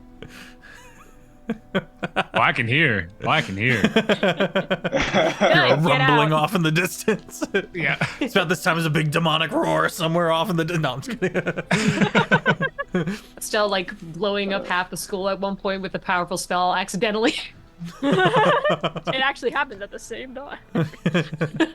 Every time you guys do something that makes you go, uh-oh, you are shocked by how little anybody around you seems to be upset or surprised by what just happened. They were all like, yes, yes, indeed, indeed. I think Adaline at this time is getting a bit desensitized to it. Yeah. So, over the course of the past 3 to 5 months, you have all learned abilities that you would have previously thought impossible. Maybe you made some friends, and maybe you made some enemies. You would have had many opportunities to watch events held in the arena. Sometimes the instructors run Olympic-style events against each other. Sometimes multiple instructors team up to fight against Shaxus. These events are huge for the community. Almost the entire city comes out for them. The most involved events, though, are hands down the practical tests for the students. The arena itself is capable of changing itself to take any size, shape, or terrain for an event. Healers are standing by, and the students know these tests are important for moving on to the next part of their training, so they go all out. Once a month, instructors submit names of students they think are ready to test into the next stage of training by writing their name onto a slip of paper and dropping it into a pot. To keep things as fun and exciting as possible, the instructors rarely, if ever, tell the students when they have been submitted. In a special ceremony after class on the third Thursday of each month, all of the students and instructors meet in the arena to pull names at random to build teams of 5, who then compete against each other in some test of skill, strategy, and combat. As a point of note, Elis, because you have no instructor, you would know that your name wouldn't be submitted in the cup. You'd still be invited to join the selection ceremony, but nobody would ever force you. Would you like to be in attendance? I think it's one of those things where, like, somebody mentioned it to her offhand and she's like, yeah, whatever. Agreeing to it without realizing that she just did. You fool! So I don't know if she knows to show up at that time. And that's perfectly acceptable. Yeah. So those of you that are there, you sit with your classes and instructors in sort of a U shape around a small circular center stage. Lil Bonbon, the bear, stands on the platform and says, tonight we draw the names who will participate in the practical test this Saturday. If you've been selected, please stay after the ceremony with your instructors so that we may go over the details of your test. He reaches a big paw into the cup and pulls out a slip of paper. Before he reads it, he says, these first 5 names will be Team 1. Good luck. He opens the paper and reads off, from the fighter class, Frank Jones. From the bard class, Tagley Blake. From the cleric class, Melva Dinkley. From the warlock class, Norkill Rogers. And the last member of Team 1 from the rogue class, Booski 2. That's one I'm scared of. I'd like to solve the puzzle. Yes, Kiki? I would like to buy a vowel. Gang. That was, in fact, the Scooby Gang. Oh Kiki my gets God. the inspiration. Fuck you guys, let's go! And if you wouldn't mind dropping the picture of the 5 of them into the Hightower Let's go. channel Welcome on everybody. Discord. Welcome everybody from the raid. If you would like to see some of the visual aids we are using right now, you can head over to the Discord. Make sure you accept the rules, very important, and then you will have access to the rest of the channel. Go over to the Hightower channel and you will see the visual aids being posted right now. At this moment. Also, hello everybody. Diana, I hope you had a good stream. The picture's in if you guys want to take a look. Our competition. Oh. Am Wow. I in that Discord? That's so cool. You might not be, I'll get you the invite link. Thank you. yeah. So it's Melva is an Owlin cleric. Tagley is an autumn season Eladrin bard. Booski 2 is a bugbear rogue. Norkill Rogers is a kobold, just a tall, skinny kobold warlock. and Frank Jones is a fighter.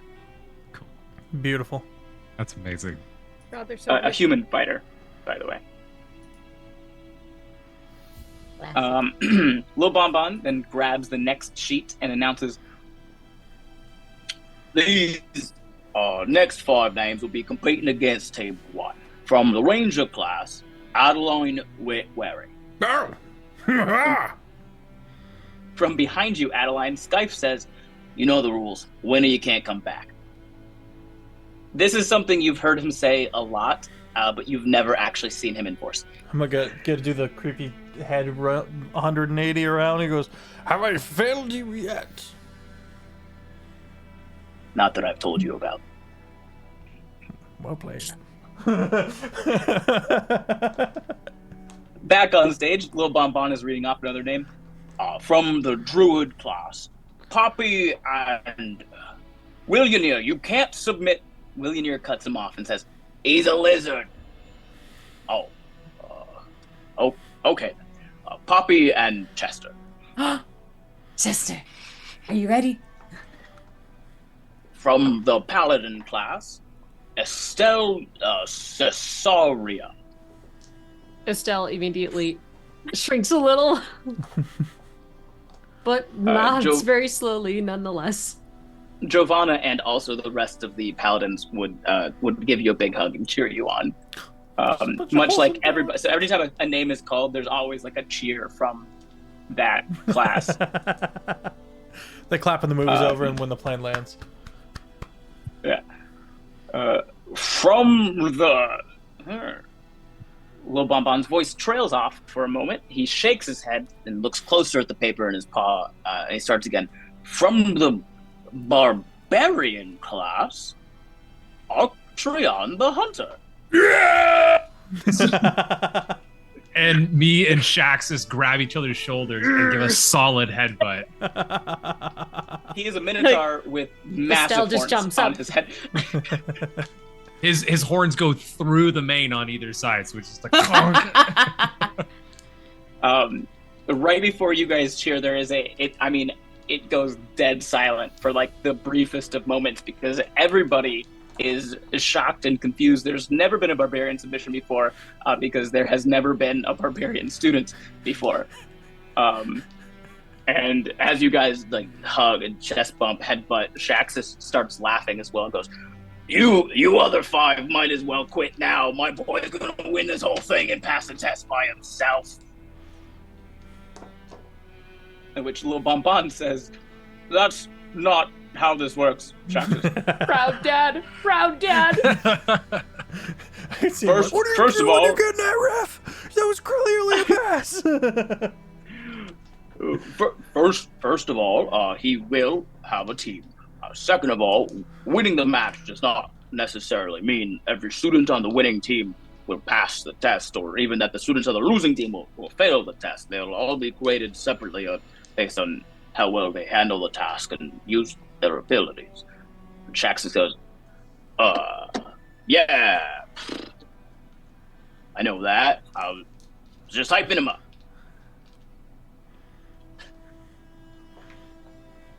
Lil Bonbon goes back to reading the last name out of the cup, but he stops himself for a couple seconds before saying,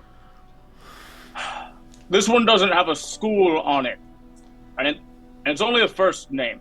Guys, we have guidelines for a reason. Is there an Elis?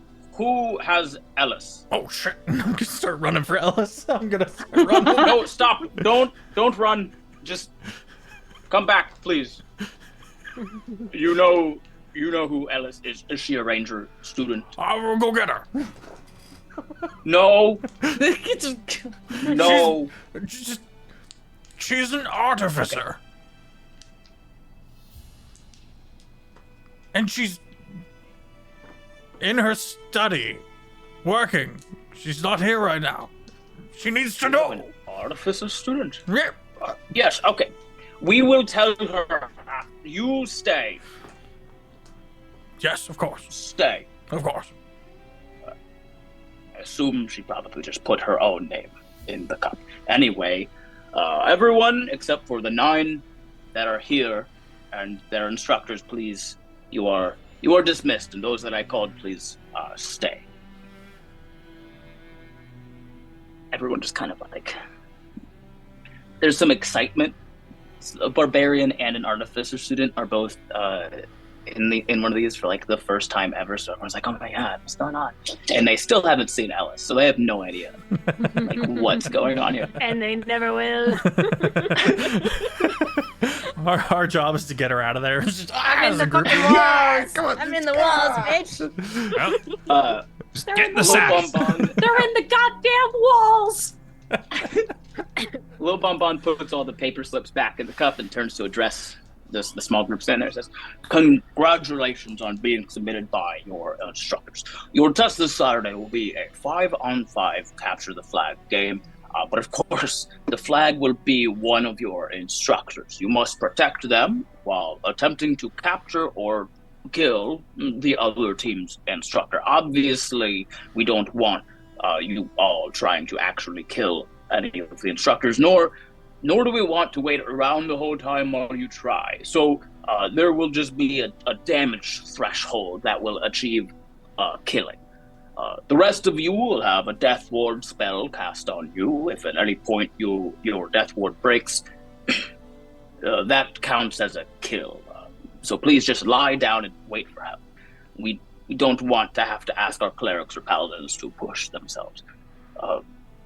You each will get a few lengths of rope as well. You will be scored higher if you can capture others alive. The test will end when either one team captures the other team's instructor and holds them for a few rounds, or if one instructor has been killed for a few rounds. Now, I will give each team a map to study. This map will be what the arena will look like on Saturn. Who will lead the teams? Will no one go get Elis? You will tell Elis about everything she's missed once we're done here. Of course. Thank you. And he hands one map to Team 1.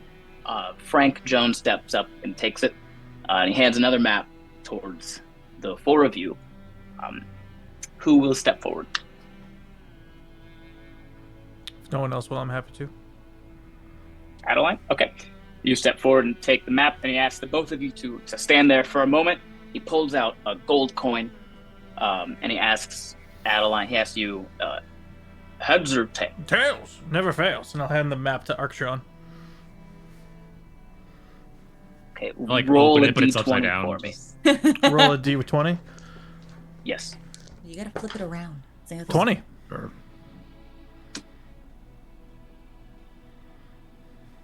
You have won the coin toss. It never fails. Winning team selects the side of the map they want to start on. There's a river, as you will see, and you will either start on the west side of the river or the east side of the river. It is your call to make. You don't have to make it now. Right. So he dismisses the rest of you guys, and Shaxus walks off. And before all the instructors kind of wish you guys good luck and see you on Saturday, Shaxus grabs you, Arktreon, and he says, "Get some rest. I have a good day planned for your training tomorrow." And he says it right before Lo Bonbon gets out of earshot, who turns around and says, "Shaxus, traditionally, instructors give students Friday off before their test on Saturday so they can rest fully before the practical exam." And Shaxus will go, "Oh, that sounds stupid, but fine." He'll turn to you, Arktreon, and say, Would you rather have Friday to rest, or do you want to train? And I look at Shaxus, but then I turn back to the group, look at everybody staring at the map, talking. I'll look back to Shaxus and say, Tomorrow, I will train my brain. I will make a game plan for this test with my team. And then we'll pick up training on Saturday. No, wait, Sunday. Saturday's the test. Sunday. Yes. Sunday. Got it. Yes. Okay. I will see you on Saturday. Get some rest. Do the barbarian school proud. Thank you, Shaxus. And I give him like that forearm like shake. Yeah. And then I The just sun's shining through it. that like Arnold Schwarzenegger like Yes. like Yes, exactly. it's all of a sudden sweaty in here, No. And then I take my leave and I walk towards the group. It's now just the four of you left in this arena. Poppy. Do you recognize this region? Yes. I can't say I'm too familiar with it. I saw when he opened the map. Yeah, it's being passed around for sure. Never been though. We should go take a look at You it. guys would know at this point. Like, the arena just takes whatever shape. Oh, right, it's the arena itself. Yeah. Well, one thing to do. Go tell Elis. Estelle, how are you feeling? Are all of you going? Estelle looks over. Can I come? Do you think they need tea? Of course. Maybe we should bring them some more tea then. I will go in case she doesn't want to go, and then I put her in a bag, and then I take her to the test. I like this plan. It's a good plan. Oh Right. my god. I think I just brought my And ring I will back bring out. Chester for moral support. I love the idea of like we show up, you're just like, no, I'm not going, and then Arktreon just slowly pulls out like a burlap sack. We all just kind of look at Arktreon. The eyes that like sparkle immediately as like they go for the kill. Oh my Well, god. let's see how it goes. Yeah, That was see how it too goes. good of a Well, laughter. And they all became best friends. The squad rolls Unwillingly- up, Unwillingly. and I look at everybody, and I give a knock on the door. It's not the first knock. It's gonna take a second. There's no answer to the door. I know, we'll get there. Knocks Maybe again. if Oh, you mean like indefinitely? Maybe if we knock it more, I wouldn't say aggressively, but maybe more friendly. I would like to check for traps. Sure. Roll investigation. 16. Are there traps? None for you, at Okay. least. Then I will pick the lock. I would say she also like lets you come and go as you please. Okay, then I pull a key out. Yeah. And I unlock the door and be like, and turn and just very deadpan. Everyone look at me. Only step where I step. I'm not Please, how kidding. bad can it Estelle be? immediately makes herself really small and gives a quick thumbs up, ready to go, as if she's like ready to be torpedoed out of that room. Also, I- this place may be I- haunted, so hide Chester.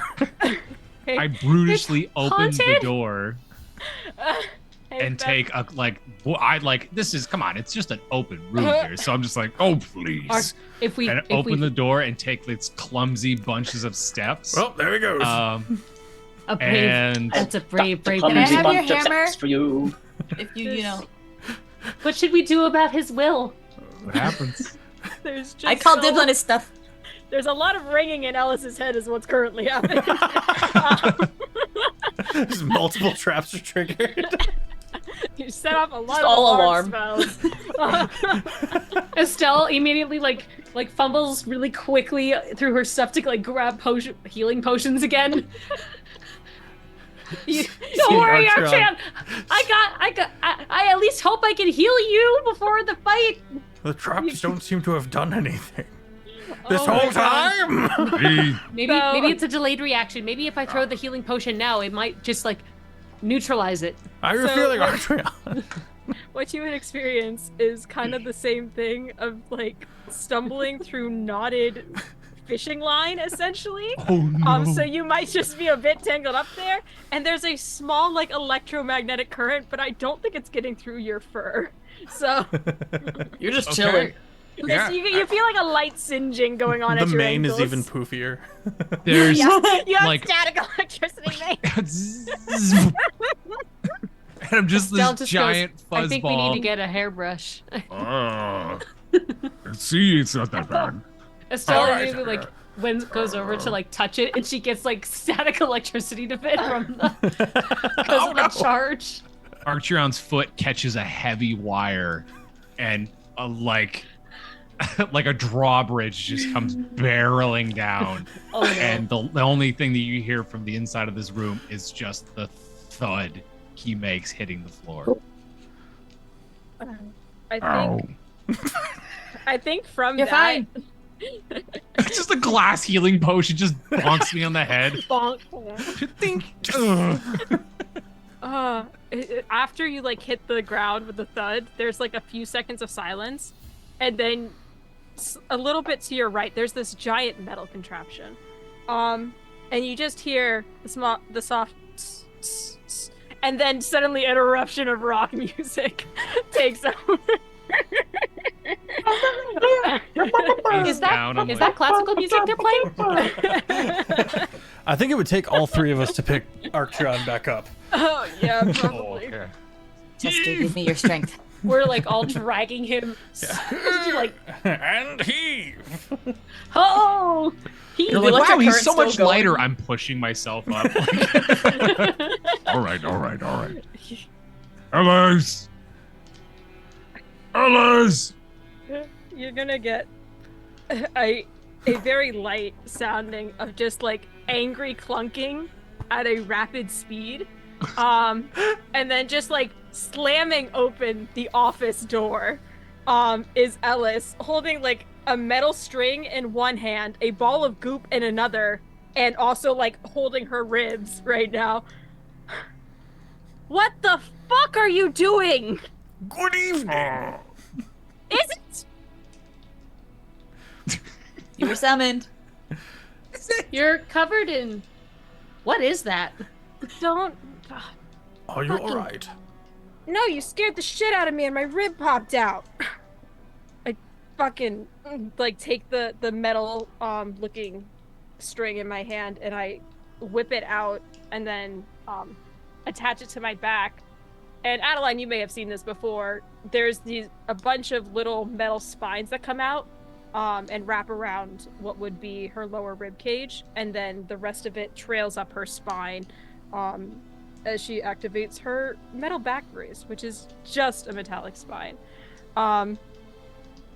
And she just kind of like cracks her neck now with a metallic tinge to it and looks at all of you fuming and just like ripping this ball of goop apart and back together. I think that's gonna be us if we don't choose our words more carefully. Mm-hmm. Congratulations. You're fighting with us. Happy birthday! We have all been selected for Even Chester. The fuck this do you mean weekend's we? tournament. Names were The pulled fuck? from a hat I by a didn't put bear. I didn't put no Person. fucking name in a bear's hat. Maybe your I ghost have did shit it. to do. If the don't fucking talk to me about the goddamn ghost. Ooh. Anyway, Chester also does the wigglies. Oh, his little outstretched hands. we have a map, and we will be playing. Oh no! My initial thing was "Get down, Mr. President." That is not the same game. It's just capture the flag, but with Yes, defend swapped the person and or flag. assassinate the person. I'm going to assassinate 1, 2, 3. You're cool. Roughly 3 people here. If you all don't get the fuck out within the next 2 minutes. They said I'm cool. Did not. That was for Chester. I don't know. You The pointed lizard's at me. fine. No, it was for Chester.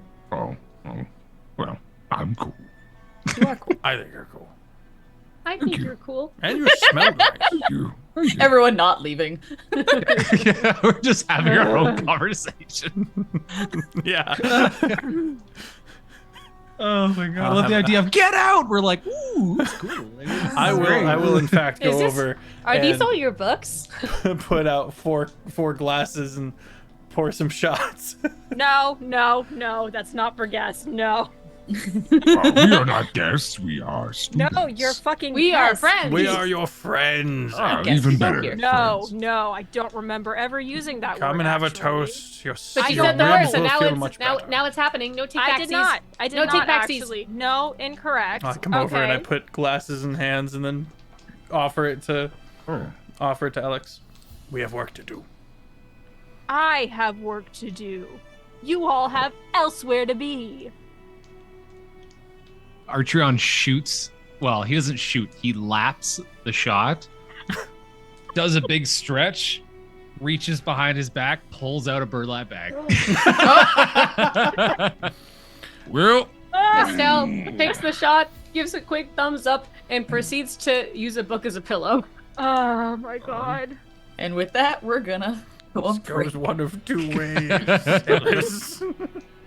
Tune in after the break to see if she fits in the burlap bag. Ellis is just fuming as the camera fades to black. Oh, we are taking a break. My apologies. Are we? I don't know. Are we taking a break? Well, I was gonna let Ellis make a decision, but then Oh, She'll just handle this. Don't make a fucking mess. And if I find a fucking fourth of a drink spilled on the floor one more goddamn time, you're mopping the entire place. Heard, chef. She Go back and screams. slam the office. no. I'm going to use the bag. I hand the drink to Chester. Chester licks some and then licks his own eye. Oh. All right. Let's go to break. We are gonna go to take our second break. We'll be back in just a few minutes. And we're back. Never saw my grandmother again. You're welcome. Oh man. Thank you so much. The day Wow, of what the way to test has arrived. You guys had a relaxing, well, 4 of you at least had a fairly relaxing Friday. One of you, who knows? Did she sleep? Maybe. The day rolls around. It's Saturday. It's 10 a.m. is your call time for this arena. So plenty of time for y'all to wake up, do your morning routine, eat, and as you are approaching the arena, you can hear it's already being filled. Right now, it's about half full of the nearby community. They're all coming out. People from Two Rivers come over for these events as well.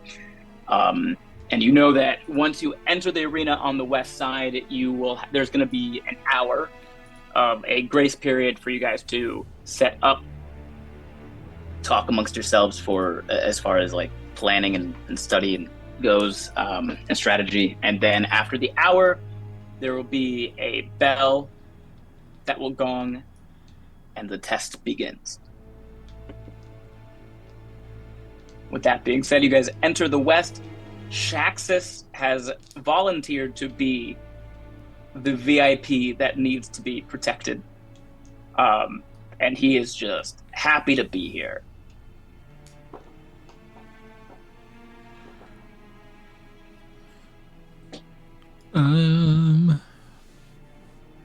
So we're gonna be right in the middle then? Is that what we all agreed upon? We I had a think we few were different leaning ideas. West. Maybe in like region 2. Could be in region. So the- 2, yes. The numbers correspond to Oh yeah, there's Height. a lot too. There's a lot too. Wait. yeah. So it's height. That's the elevation. The river is 5 feet deep, so the top of the river is at a 1. If you basically take any number, multiply it by 5, and that's the number of feet above the bottom of the river. Okay, what about like here, y'all? That's not a bad idea, especially if we hug that kind of alcove inward. They'd have to come around 3, or I'll be able to see them coming over 3 from my spot on 4. Estelle nods and immediately begins to try to walk over.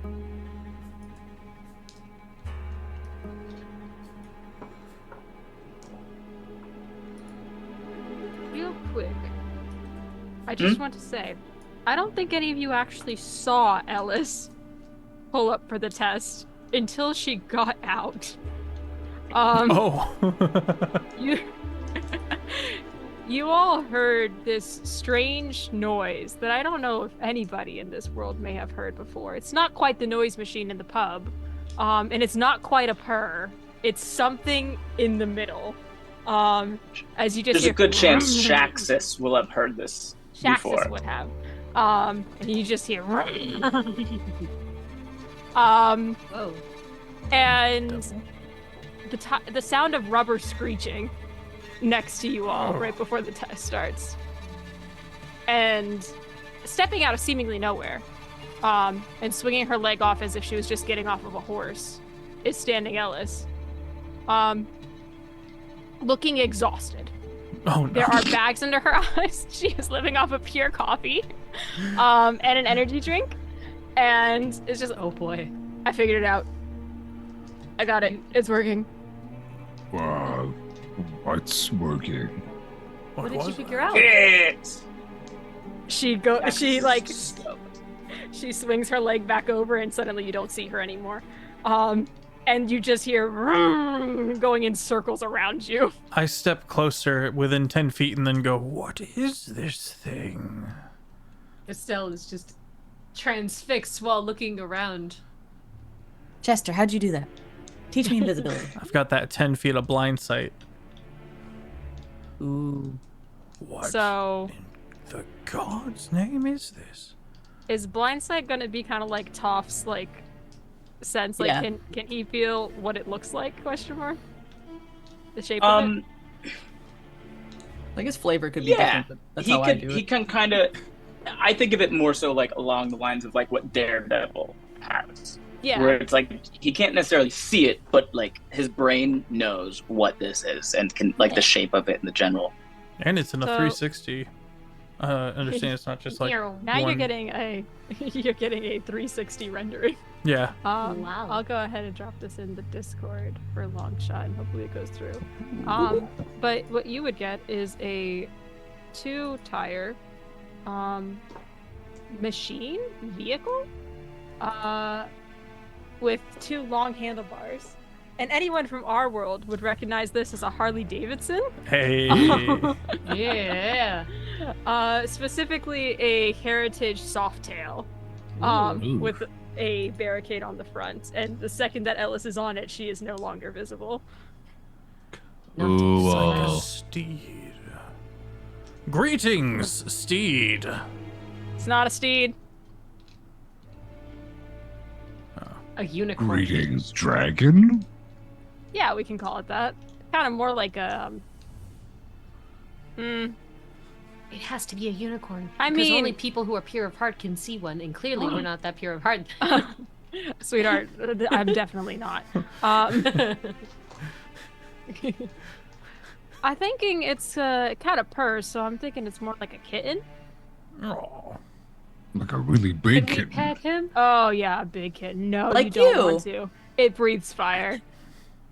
I take a sip back. But if not the kitten, why friend-shaped? Wouldn't you like to know, Wither Boy? This is And incredible. as you guys are checking out this Harley Davidson, there's a massive gong that rings out. Shit. Oh right, Everyone- fuck, we're on test. Roll initiative. I quickly run to my spot. My favorite thing to roll. Ooh, what dice today? Let's go. These. Oh Make it, right, I have disadvantage. Oh god. Typing this in the chat, or are we just telling you? Yeah, you can just tell me. 3. I have +0 to initiative. Just rolled Initiative is 3. just a standard D20, right? Yes. Yes. And your Standard plus... D20 plus your dexterity. modifier. It will say a little initiative plus on your D&D character sheet in case you have any Next additional. to your armor score, your AC. Sorry, looking for efficiency, walking, okay. Got it. initiative, armor. There you go. Top-ish, middle-ish. I got Right next a to your 10. AC. 10. Not great, 10 but not for horrible. Estelle. Right in the middle. That's a nice average. Who else? 22. Oh, Damn. 22 for I have Arktreon. +4 at advantage. Yeah. It's And then it's- Elis got a Like 16. Dexter's. Yep. And that was with disadvantage.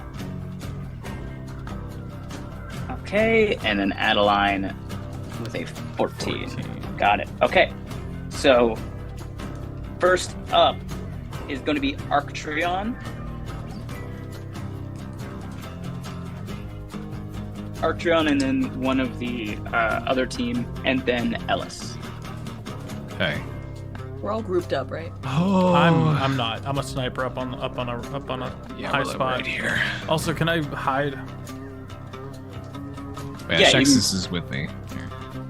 I mean, Um, you're not really like. You're not really hidden by anything, Sure thing. but you're also very far away and lying down.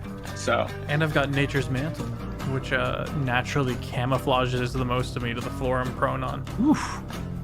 okay, well yeah. In that case, I will let you Neat. roll some stealth.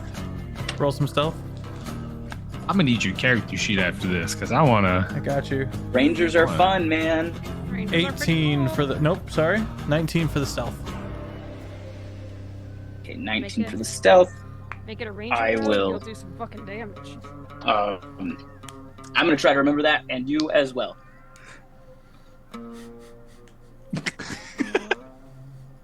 It's not important right now, so we're both gonna just remember that number until it becomes important. Okay, sounds good. I'll write it down. Arktreon, it is your turn. Okay. Maybe not in character, but two of my group here. What? I'll do it in character. Do we want to stuff Shaxus in a building and wait?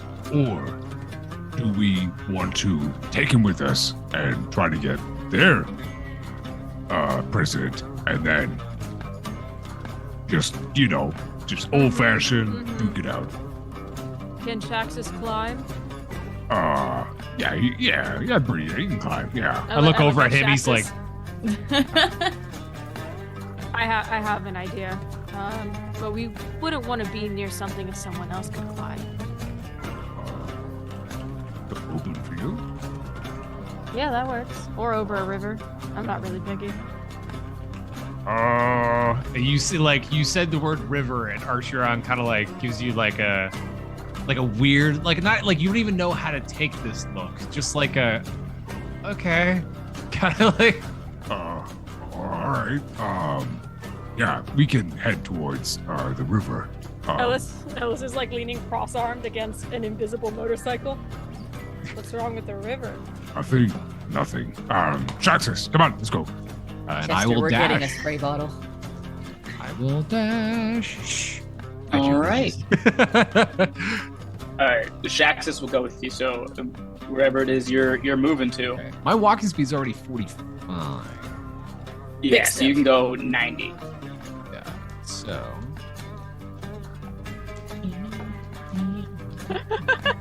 Lex, you were so fast on that. Yeah, that was incredible. So I am. I think that right there is 95. So Fox is with me. Okay. Yeah. So I look over. I give Shaxus a nod, and like two primal beasts, we just bolt. Yeah, you're standing near that's kind of like a stone wall to your right, that gray line. Yeah. It's about hip high. Okay. So it's not meant to be like anything crazy. Hip high, it's taller than Poppy. Is that your turn, Arktreon? It will.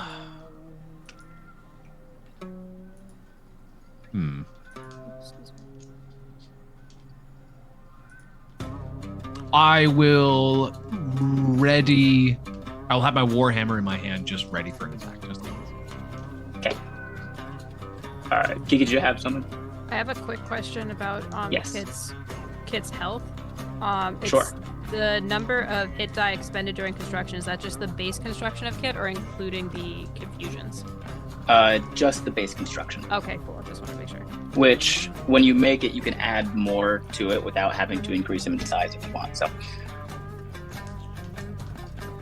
Yeah, we're doing the bare minimum. She just figured that shit out at 5 a.m. you would have had like a full night. It was all of Fridays. Right. She's frustrated with it. It just kept going. Yeah, Couldn't get it right. It's too small. This is Poppy sized. Poppy doesn't need to be writing this. Okay, now that one's Chester sized. No. This is the lion. Absolutely not. He's not touching it. Let's see. We'll see. No, I'm just kidding. We're gonna have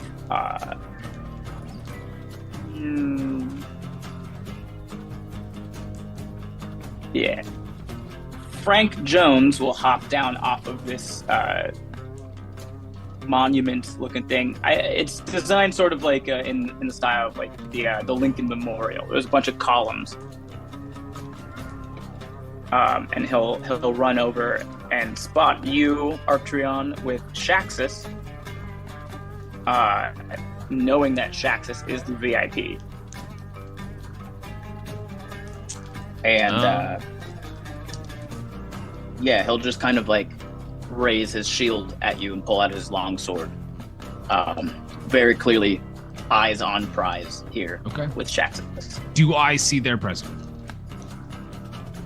No. The only three people that you guys can see are Frank, you got Melva, and Tagley are inside that monument. Okay. Cool. That is Frank's turn, so that's going to bring us to Elis up next, followed by Melva and then Adaline.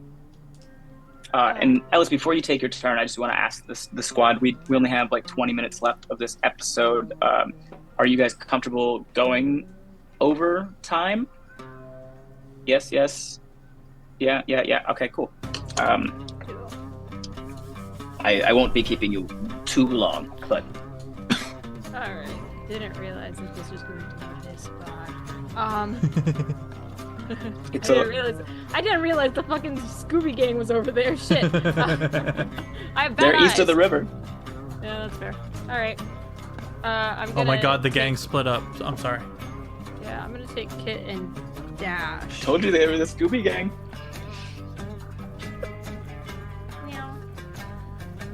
Yeah, I get on and I just disappear and you just hear once again. And I'm going to get all the way over here, which should be like 100 feet. Yeah, 105. Yeah. You guys don't need to be super precise when it comes to moving like long distances. Yeah. Dashing with Kit is an action, right? Yes. While you're operating Kit, using anything with him is just using. It's sort of like being in wild shape, where his abilities are just your abilities now, in a way. Cool. I think that's all I'm gonna do at this time. I have a plan. Actually, they have to take our president or kill him, right? Right. Same as you. You also have to take or kill theirs. Excellent. I'm gonna step out of Kit and tap Shaxus, and I cast Sanctuary. Nice. And I go back Wunderbar. in. Yoink. Okay, that's it. Okay. That's your turn. That brings us to Melva, who is going to move up towards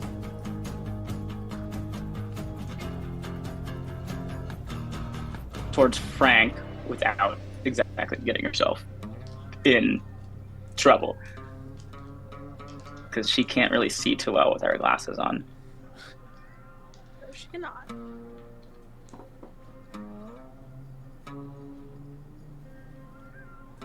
Yeah, That means she's they just gonna entrusted come up. him with Shaggy and Scooby. So where would Shaggy and Scooby take him? The Scooby gang trusts Shaggy and Scooby in the show implicitly. That's They really true. do. That's true. None of them seem to notice or care that what character flaws those two have. They gotta be in the And- forest. Melva is going to cast Bless on Frank and Tagley.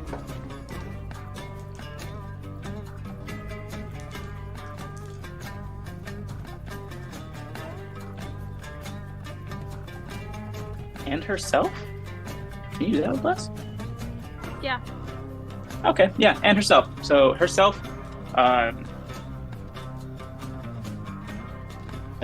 Frank and Tagley.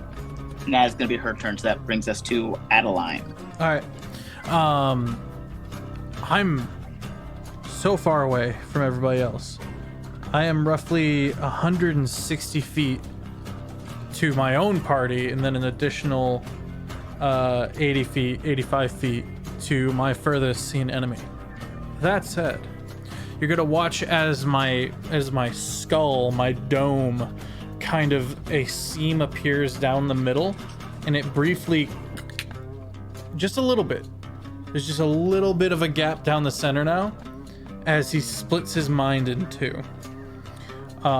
He is going to shoot his first shot, which I will burn a hit die to have one roll target two people. And that is a 18 plus 6, 24. 24 to hit both For you. Frank and what looks like a pink icon. I can't see it too well. Okay, so that would be Tagley. Tagley is behind a. Can I see them? Because my I can't see them at all. No. Okay, then I will target. You kind of like know they're there, but they're like their whole body is like behind the column. No, that's fine. I will target the two that have stepped out into the front, and what that looks like is one quick shot up, and then I immediately bring the gun down and shoot again as the two bullets ricochet and hit either both of the targets if a 24 hits either of them. Okay. Yep. That's the first shot. And I will repeat this process with a natural 20. Oh, Again, two shots ricocheting off of each other to hit two targets. I'll roll my damage because that will come out to each person getting 6d10 plus 6. And that's combined both shots. Yeah, that's the whole thing. Okay. Damn. So you guys watch as these bullets like bounce, like pinball through and hit their target twice, both times. I'm just gonna pull out my roller because it Whoa. will be faster.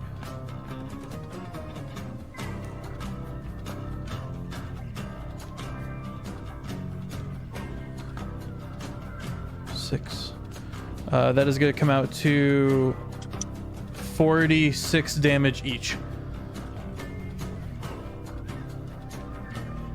God dang. All right. And for my bonus action, I don't have the range for that spell, so I will instead hop my silly self down and move up 35 feet. Oh, no, let me grab him. Sliding down the rocky encampment 35 feet, right there. And now let me check my range. I should have grabbed a spell sniper too. I didn't really think that one all the way through. Nope, out of range. That's fine. I am done. Oh, I use my bonus action to hide. I become rock. I become rubble. And my nature's mantle kind of grays out along the floor. 360 no scoping. I just slide down and turn to rocks. And then I rock. Okay, stealth was a little low. That's coming out to 11. 5 plus 6. Racks. Maybe the glowing ring is still there. All right, and that's the end of your turn? Yes. All right, that brings us to Norkill and Booski. All right. Estel, it is your turn.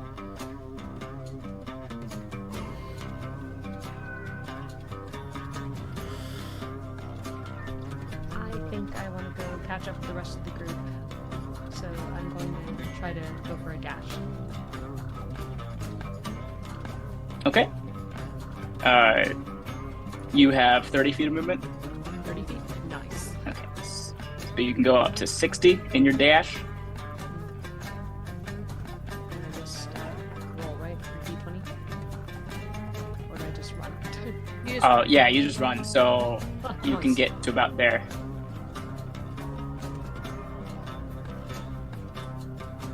Is dash using your bonus action to move more? It's using your action. Rogues can dash as a bonus action. A couple other things can also dash as a bonus action sometimes, but you have to use your action to dash. And then you just double your So movement if I speed. did something as a bonus action first, and then wanted to dash with my action after the bonus action, that's fine? Correct. Just checking. Anyways, continue. Sorry. Are you good? Okay. So you've caught up a little bit. Is that your turn?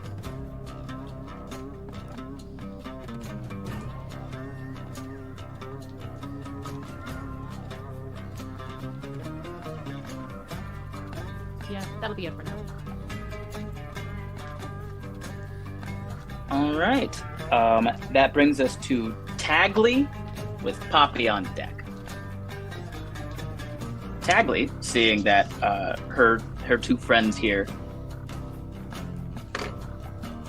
have just been shot, she decides, cool, yeah. She is not gonna move out from behind that column. What are you hiding? No one has a gun, and she doesn't like that. You guys hear some really pretty lute music being played as Melva and Frank kind of shrug off a little bit of the pain they just took from being shot twice. That is Tagli's turn, which brings us to Poppy with Arktreon on deck. Okay. I'm gonna tell you what I want to do, and then you tell me if I can do that. Okay. What Poppy's gonna do, if able, is gonna use their bonus action to cast Quicken Shape, to use 2 of their hit die to turn their legs into riding horse legs, so that they get 60 movement speed. And then use their action to dash 120 feet. Yeah, that works. Cool. Okay. I expended 2 of my hit die. And Poppy just kind of cracks their neck. It's like, all right, Chester, ride like the wind. And then you see their pants, they're already puffy pants, just start expanding even more. And realize that they've gotten material made for this purpose. So it's not like, the Hulk where it just rips off. So that it expands perfectly to fit this centaur. Try to picture pants on like this centaur looking ass Poppy right now. Jeans. Jeans. And immediately uses the dash to run forward to meet everybody at 120 feet. Nice. Do I check the distance? There Hit should the be little ruler button. a ruler button on the left there.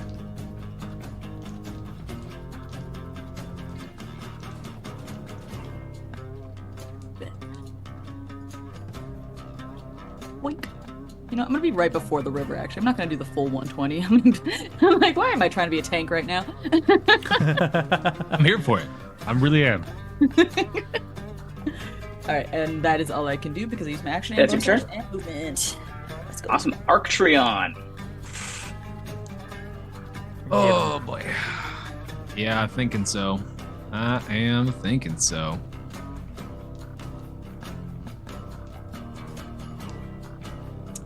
So, I am going to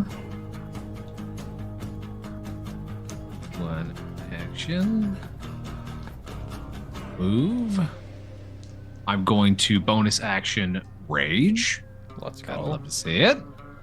And I'm going to make a great axe strike at the name that is escaping me. Frank. Frank. I Alrighty. googled their last name because I had no idea they had last names. Let's go. Section. All right. Didn't know this name 15, had last name. 15 plus The only one I knew was Daphne Shaggy. Blake. What do you think the do in Scooby Doo is? 23. Doober. Shaggy Doober. Frank is going to pick up a shield and just like, sort of like, you know how like dudes are trying to like they post bow up, out their puff chest. Okay. Yeah, he puffs up at you, and Froggy you leap. feel almost like a physical wave of energy hit you when he does that. Whoa. So your Yeah, attack turn is now into an made airbag. at disadvantage. At disadvantage. Okay, I'll roll another one. 12 plus 8 is a dirty 20. Let's go. Let's go. That hits. Oh, Yeah. technically 22, but yeah.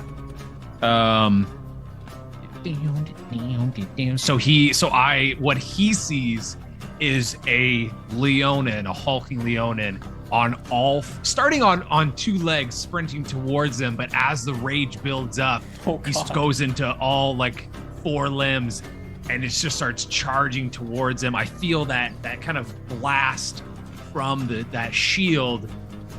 But I get back up on two legs, pull the great axe from behind my back, and I make an attack. So 1d12. Where are you, my friend?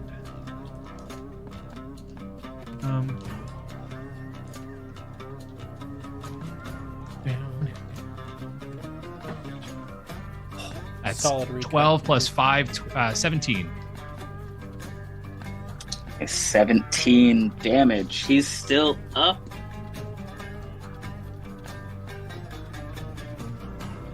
I don't get an extra attack. You do. You I have, do get have an two extra attacks. attack. So I'm a do it again. Do I still have that disadvantage because of the shield? You do not. And it wasn't his shield that was doing it. Okay.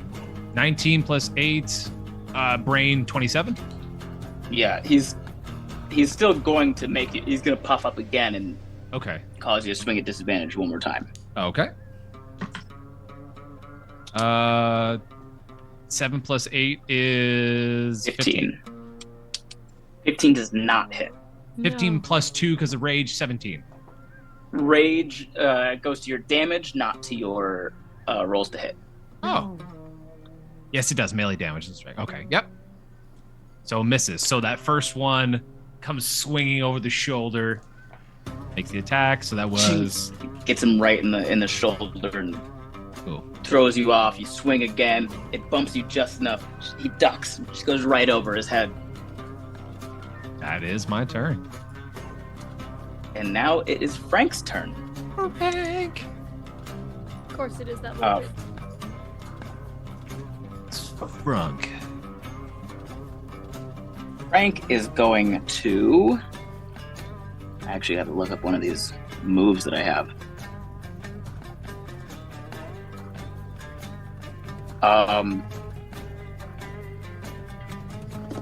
This is not going to work on you, but we're doing it anyway. That's the spirit. This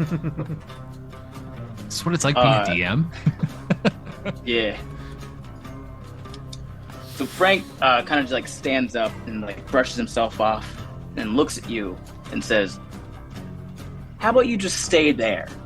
and you feel kind of like your energy just like tightening up. And I need you to make a strength saving throw, please. Ooh, get him.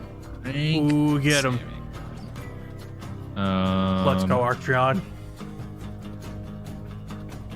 I gain advantage on strength checks.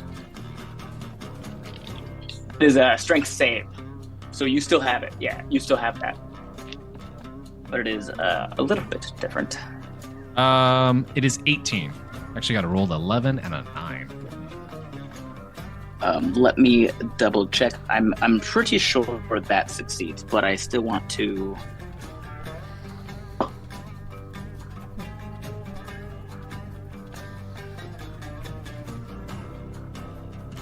Man, where did I write that? I know it's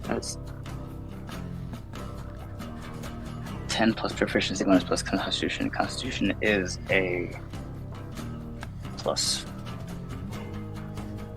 4. So 17 was the DC, and you said you rolled an 18? 18. Okay, so you feel your energy kind of like tighten up for a moment, and then you're able to just shrug it off. And he is going to just go, I guess we're doing it this way, and he's going to swing. He has his long sword out, and as he's going to swing, you kind of notice he gets like a little bit, like his muscles grow just a little bit, like as he's going to swing on you. And he gets 2, so I'm gonna do both of these. It's a 23 to hit and a 24 to hit. Both hit. Okay.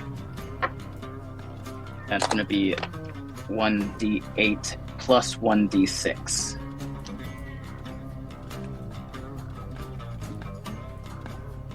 7, 11 plus 4, that's 15 slashing damage on the first one. Okay. You're raging, Halved. so that halves down to 7. Okay.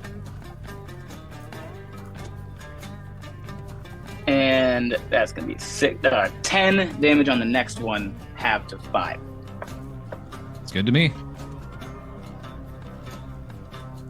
Cool. He is also going to he's going to look behind you and like see the target there.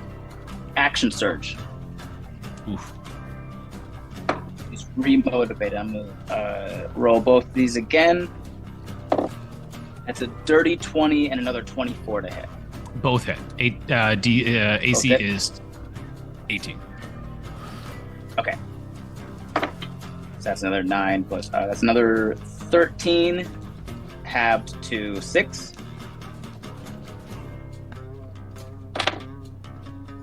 And 12, 16, halved to 8. Okay. And that is Frank's turn. Okay. Which brings us to Elis with Melva and then Adaline on deck. I pop out of Kit and I just kind of stare at Shaxis. You can climb? Oh, yeah. Can you swim? I'm pretty sure you can stand. Yes. Yeah. Okay. Cool. And as I'm doing that, I'm like digging into a bag, and I pull out a piece of rope and I whip it out. And then I cast rope trick on it just above the river. And I point at the rope and I say, "Climb and pull up the rope."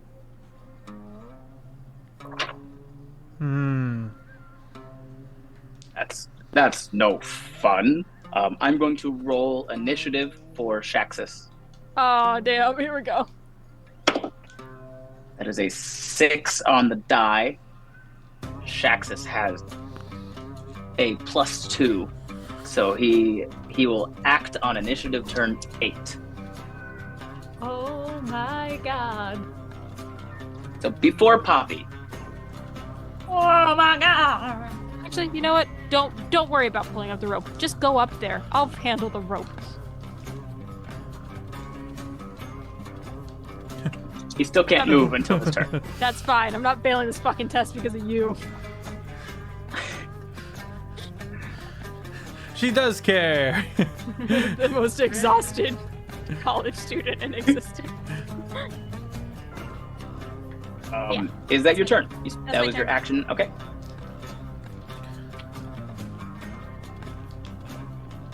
Is that me? That brings us to Melva. Might be.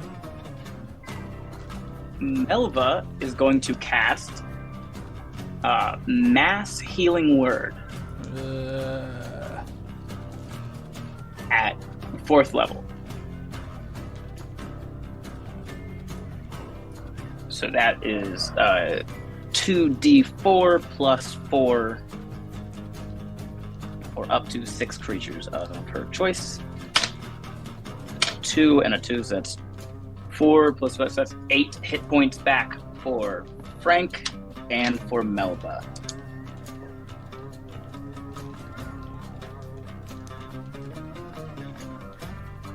That was her bonus action. And now she is going to let me check. I don't think I have anything fun. Yeah, she's going to, as her action, grab the religious symbol hanging on her chest, which is a pair of spectacles. They start glowing, and she says a little chant, and then she starts to glow a little bit. And she is going to run up. If I could. There we go.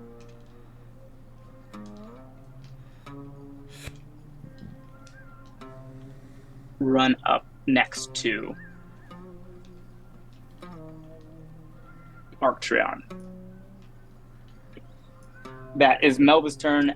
Adaline, you're up. Nordkill and Booski on deck, followed by Estel. All right, I'm gonna move 35 feet up. Oh gosh, I didn't rule it out. Hang on.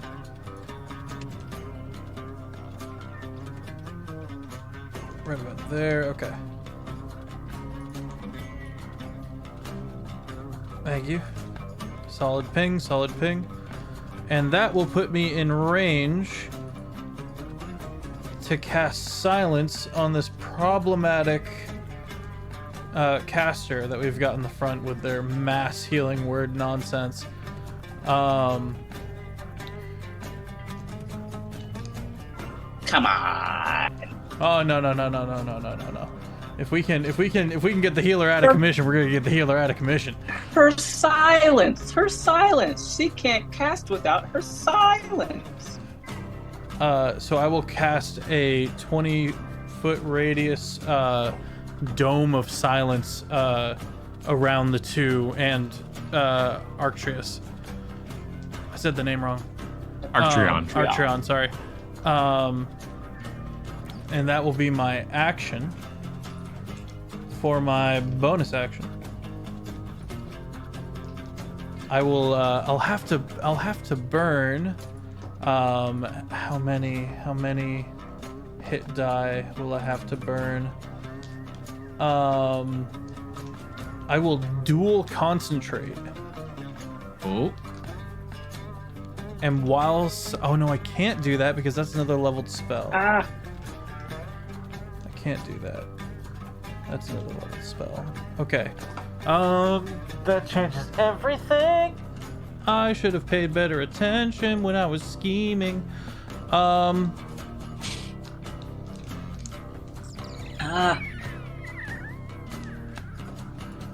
Uh-oh. Oh, I'll reload my gun. So you see me take this long pole that I've got built into my arm. I raise my arm up and slide my spine back into place and slide down the rocks and then run forward before spreading myself out again along the floor as I cast cast silence. And then I pull my spine back out and load my arm in, and you see my head pull back a little bit as these little bone pellets, these little bone bullets are taken out and then loaded into my arm, and I believe that's my turn. So I'm able to load 4 shots back in that I've got, so I'm up to 6. Okay. Gross. That brings us to Norkill. And to Booski.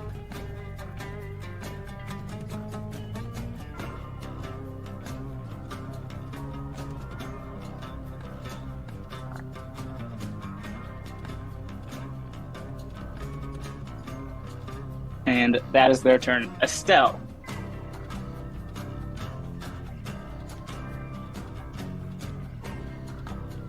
Estel's up with Tagli on deck, followed by Shaxus, and then Puck.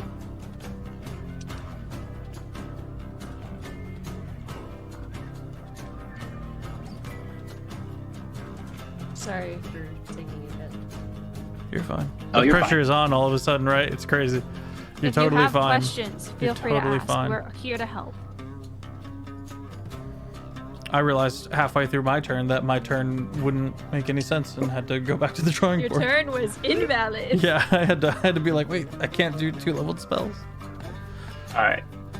It is good to remember the actual goal of this game is to capture their president as Yeah. well. It'd be a lot Can easier we see when their they're president? dead. If I get ours, fine. I'll find theirs. Logically, you would be able to make the assumption that they're hiding somewhere in the woods, which, as long as they're not within 5 feet of the edge of the woods, looking into it is heavily obstructed, so you can't see past like the first 5 feet of those woods. That's gonna be a problem for me.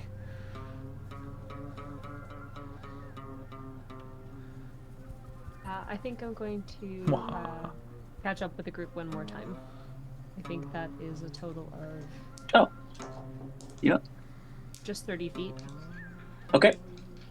So that is your movement, which means you still have your action and your bonus action left. Okay.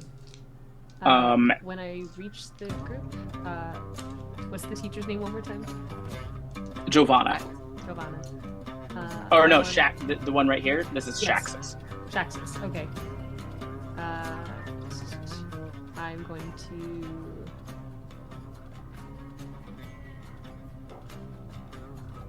use Shield of Faith and cast that on Shaxus and myself.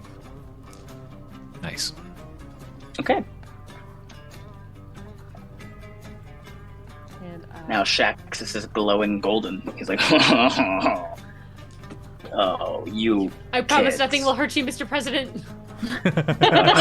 Oh, trust me, young one. There's nothing that you can promise that I can't deliver myself. And I think that will. Well, hang on. Let's see. Was that Shield of Faith? Was that an action or a bonus action? It looks like it's a bonus action, so I'll use that as a Ooh. bonus. Okay, so you still have your action, which, if you'd like, you can use your Channel Divinity. Kin Yeah. Punishment. I know it's kind of just like the explanation in the D&D Beyond is a little bit missing. The snippet, I didn't get the snippet code of that one written in there, but if you Sure, click on I'll it, channel divinity. Why not? Heck yeah. I don't know what it'll do, but it sounds like fun. I'm clicking. so you can select a number of creatures up to your charisma modifier, or what's the paladin's thing? Wisdom? It is Wisdom. charisma. Oh no, it is Wisdom? charisma. Okay, up to It your- is charisma. Is it Yeah, charisma? It's Yeah. It is. charisma. Okay, that's what I thought.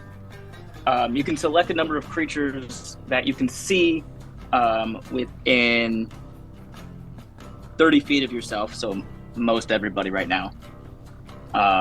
And for the next minute, anytime they take damage, you take the damage for them. Okay. Whoa. I'll do my best. Who are you choosing? You- Up to your charisma modifier. Let's see. What is my charisma here? What's the plus above your charisma number?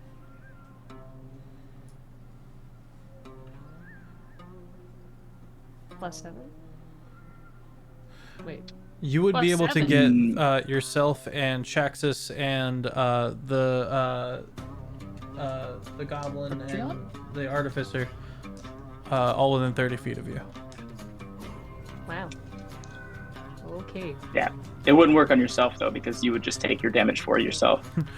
Feedback loop. I cracked the code. +2. Annie says your charisma modifier is +2, so you can choose +2. up to 2. Okay, I'm sorry. I couldn't Up to find 2 it. creatures. 2 creatures. Okay. Definitely Shaxus again. Because I don't want Mr. President to get hurt.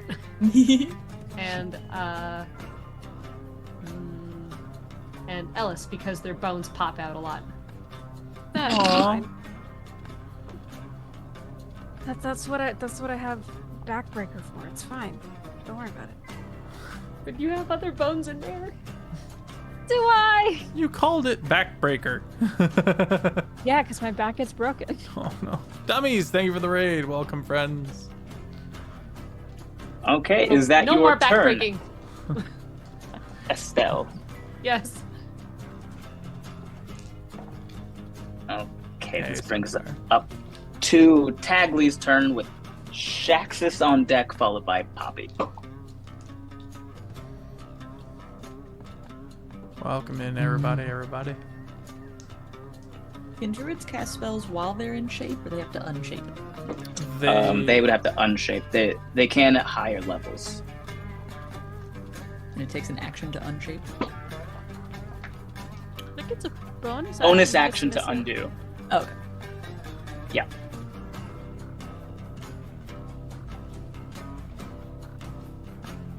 Okay. Let me see.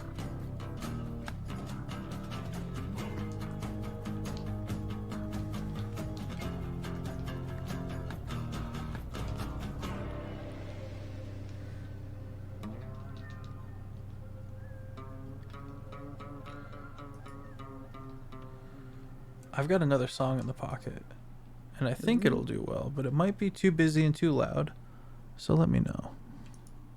Okay. That's the wrong All right. heckin' song. I thought we were Is- about to go grocery shopping. Yeah. Welcome I was to waiting Publix, for, like, where shopping a- is a pleasure. I was waiting for like a "We're no strangers to love." Everybody breaks out into jazz hands.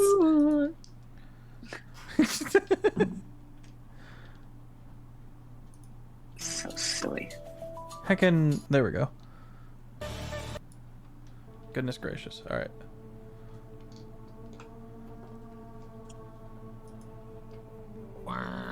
Oh, okay, perfect. That works. Tagley, seeing that you're trying to get Shaxus to go up this thing, she doesn't want that, so she runs out.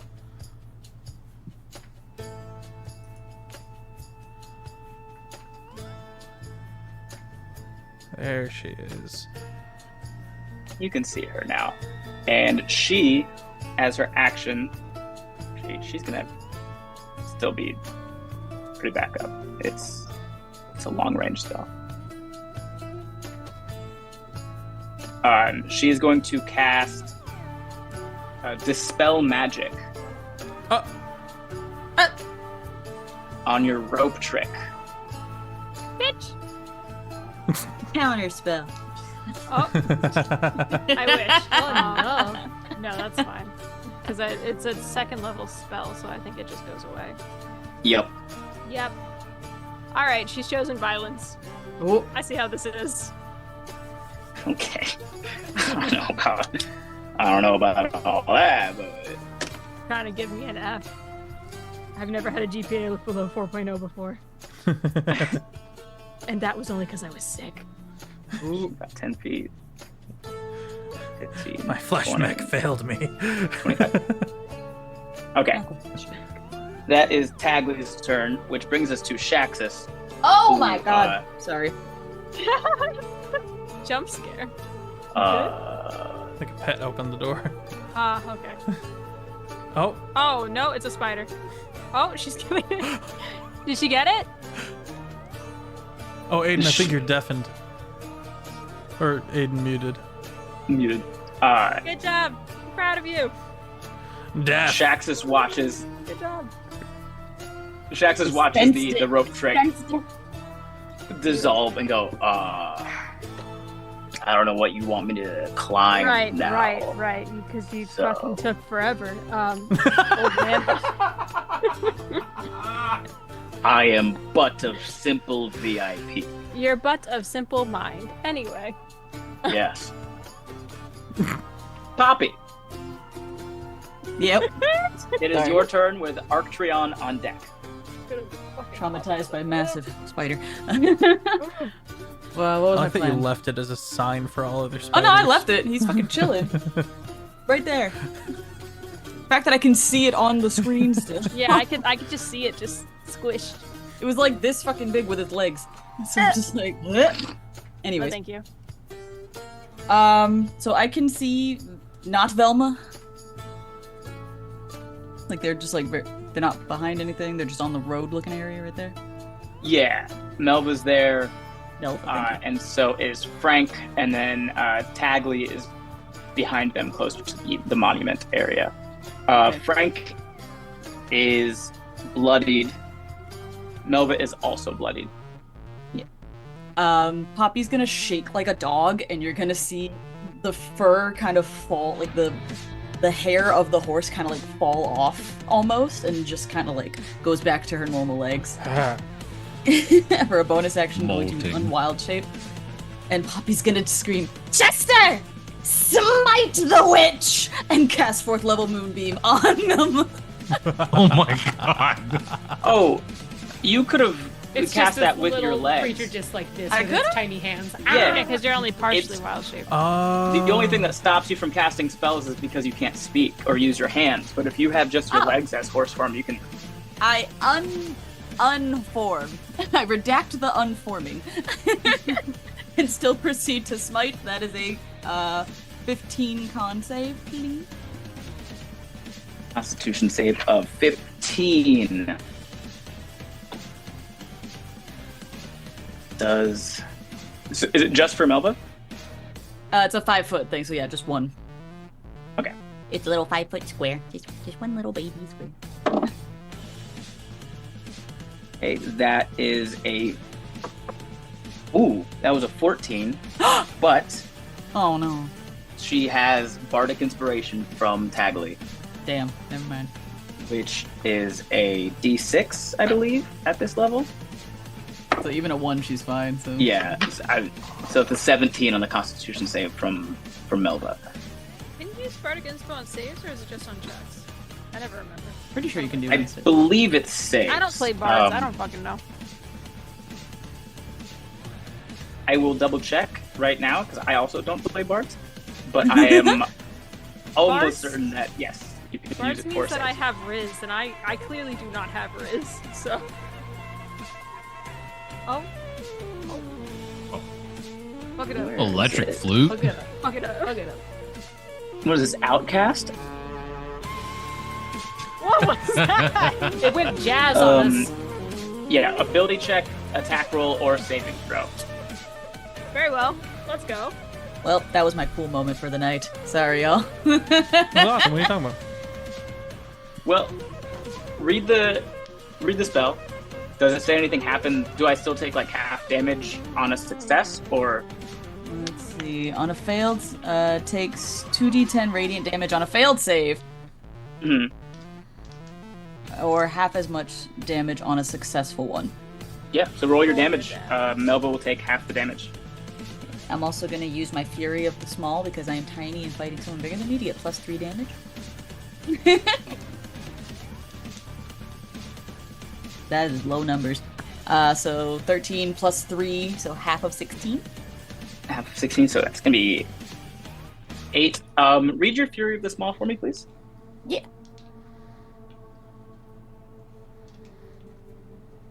Fury of the Small. When you damage a creature whose size is larger than you with an attack or spell, you can deal an extra plus 3 damage. You can use this 3 times per long rest, and you can only use it once per turn. All right. So yeah, she takes 8 damage. Melva's not looking great. Yes.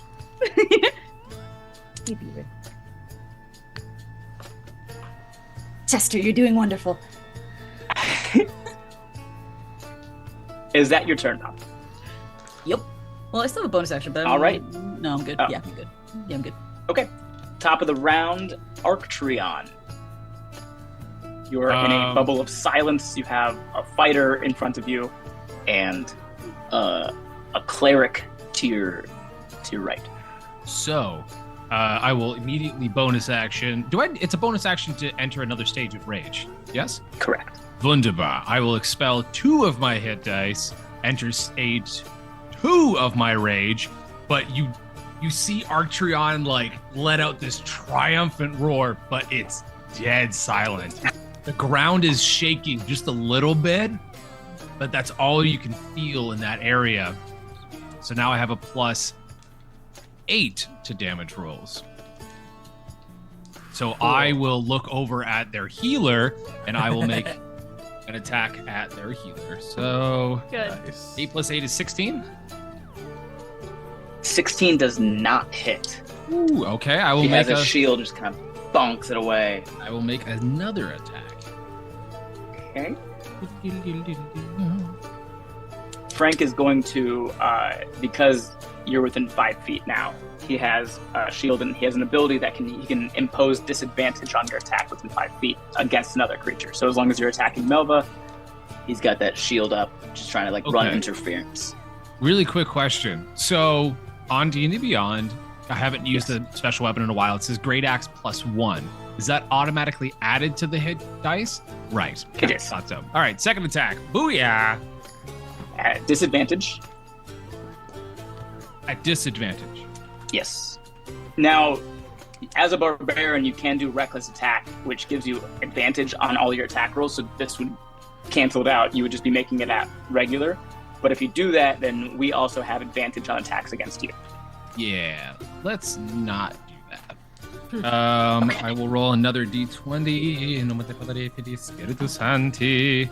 Oh, nat 20. So I'm taking the 17 + 8, which is brain math. It's 25. 25, yes. Which I will attack. There's healer plus. Oh, it's 1d12 + 5 + 8. 1d10 plus 5 1d12. plus 8. Yeah, 1d12 + 5 + 8. So I'm not sure Melva's gonna make it through this one, guys. 13. 11 plus 13 is 23. 24. 24, excuse me. Jesus, my math. Does she live? Take down the healer. Take down the Take down the healer. healer. The jazz music stops when the healer. Yeah, Blood, you bring blood, your blood. axe down at Melva, who puts her shield up, and I mean, it just pushes directly into her chest, and your axe goes in, and she stumbles down, and you guys can physically see the magic of the death ward breaking off of her as she just stays down on a knee. Strong. And then she very dramatically throws her wings out and falls back. And just, Death. I am slain. As much as I'm in my rage Slay! and I'm in the moment and I know I look out and I'm just like, Good job. You did good. and then my head Only she could hear you. snaps right back. Oh yeah, if only she could hear me. So she just sees this Leonin as I turn towards Frank. Bonus action, 2 attacks. Stage 2, I don't think I get anything else. yeah, you also use your bonus action to enter stage 2. Yes. So, yep. That's it for your boy. All right. Let me see. Bang. So that brings us to Frank with Elis on deck. Frank is going to bonus action. What's that thing called that fighters get? Second wind? Second wind. Yeah. Or action surge. Now he already action surged. Okay. He is going to second win, so he gets 1d10 plus 8. That's 15 hit points back for Frank.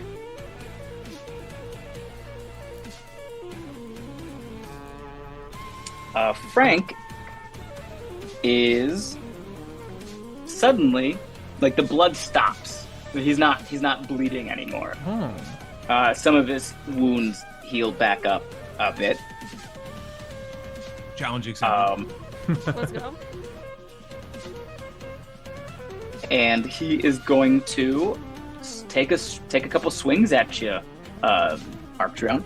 Fire away.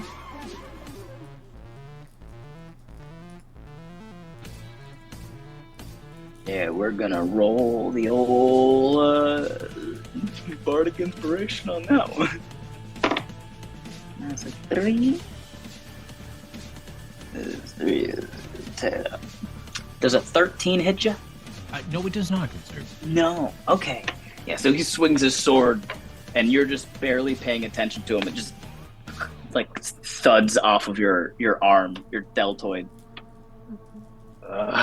He swings again. That's 11 plus 7. It's an 18 to hit. 18 is my AC. All right. Beats The a beat. 18 hits. Again, when he swings, you see his muscles swell just a bit more. And he's gonna hit you with, that is 12 plus 4, 16, halved to 8 for you, 8 slashing damage. Okay.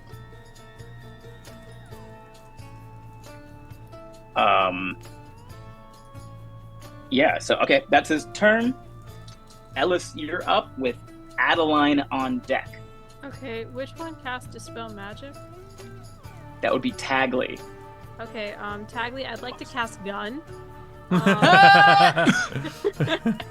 As I just kind of stare her down, pull the cane off of my back, and just like hit a small switch on the handle, and a little bolt flips out, and I cock it back, and the stopper at the end of my cane falls down to reveal the barrel. And I'm gonna fire at her. Let's go. All right, are you inside Kit at this point? No, I'm out of kit. Okay. Cool. So I'm gonna have roll to hit, but I'm gonna say that she has a +1 to her AC currently, just because there's several things between the two of you. That's fair. I can move over 5 feet, then shoot. Yeah, I'm gonna. Not looking well. Don't shoot guns when you're tired, okay, guys? I don't think any of that hits. The first level exhaustion, does it also affect attack rolls, or is it just ability checks? First level I think exhaustion. it's disadvantage on both. Let me Is check. disadvantage on just ability checks. Oh. Yeah, it's just ability checks. Well, shit. Fuck yeah, let's go. Well, not much better. Is that a 6 or a 9? That's a 9. Okay, so it might be a bit better. That's a 15. 15 hits. I cast gun. The verbal components are. The somatic component is. That's gonna be 15 points of bludgeoning damage. I think piercing damage. Piercing damage. And it is considered magical because it's one of my infusions. All right. She takes that to the shoulder. Ah! And then I can't do. Wait, hold on. This is in action. Okay. I'm gonna get back on Kit, and I'm gonna ride over. Let's see. That is not a draw. That is a draw tool. Bad. Whoopsies.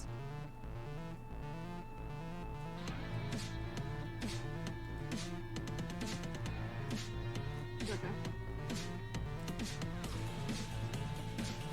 I didn't know you could leave. I moved myself over there. We go room. I'm gonna try and get it up for. Nice. All right. That's your turn? Yep. Adaline. Question for the DM. Yes. As a ranger, I'm pretty sure I get like a little pet friend. I don't know if that's applicable Beastmaster. here. Okay, that's Beastmaster. Okay. I mean, there also is a spell. There's like a couple spells you could do. And Okay. one of them is Summon Familiar, or that's like a thing that like once you cast it, it stays forever. So, for my bonus, So you could have a familiar if that's one of the spells that you took. It is not. For my bonus action, I will cast Zephyr Strike. This will cost me a hit die because I will still be maintaining concentration on the silence. But I cast concentration also on Zephyr Strike, and you can see the kind of slightly split head start to steam a little bit from the center. And that is going to give me 65 movement speed total. And I will scooch my silly self to this location. Boop. And then for an action, I mean, first of all, does my passive pick up anything in the woods? I know it's only like 5 feet of visibility past the tree line. Yeah. What is your passive perception? 17. You are unable to get anything. Okay. Well, if it ain't broke, don't fix it. And I am going to burn 2 more hit die as I bang bang shoot twice, and the same strange, almost geometric ricocheting goes off as I take shots for both of the enemies I can see. Ooh, that's not great. That's not great at all. I've got a 13 and a 9 to hit. Neither of those hit. Okay. Both those shots go your wide. Math was off. Yeah, and that is my turn. Okay, that brings us to Norkill. My Zephyr Strike ends. I mentioned because dual concentrating at the beginning of my turn would take another hit die. And Norkill, you get a glimpse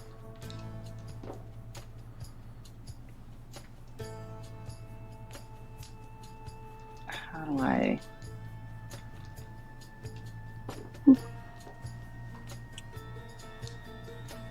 Norkill pops out of the woods there, sees that Melva is down, goes, "Oh man, that's not good."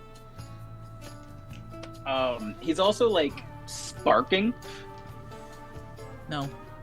like a little bit like just Oh my god. little bits of lightning all over him. And he looks at you, Adaline, and goes, "Stay away, man!" And 2 Eldritch Blasts. Oh, He went with the Beeble Boost. Excellent. He went. I don't know what words you just said to me, Kiki, but He went with the Beeble Boost. As a the reaction, Beeble Boost. The Beeble Boost. as I see these bolts coming my way, you watch as bones erupt from everywhere between my bony plates, and I will reduce the incoming damage by 1d12. A barrier of elongated femurs. I just Oh. What? an urchin, a sea urchin of white bone, briefly appears as those bolts come my way. Gross. Thanks. Does a 17 hit you? Yes. Okay. What about? Oh, how about another 7? Also, yes. Actually, that time. No.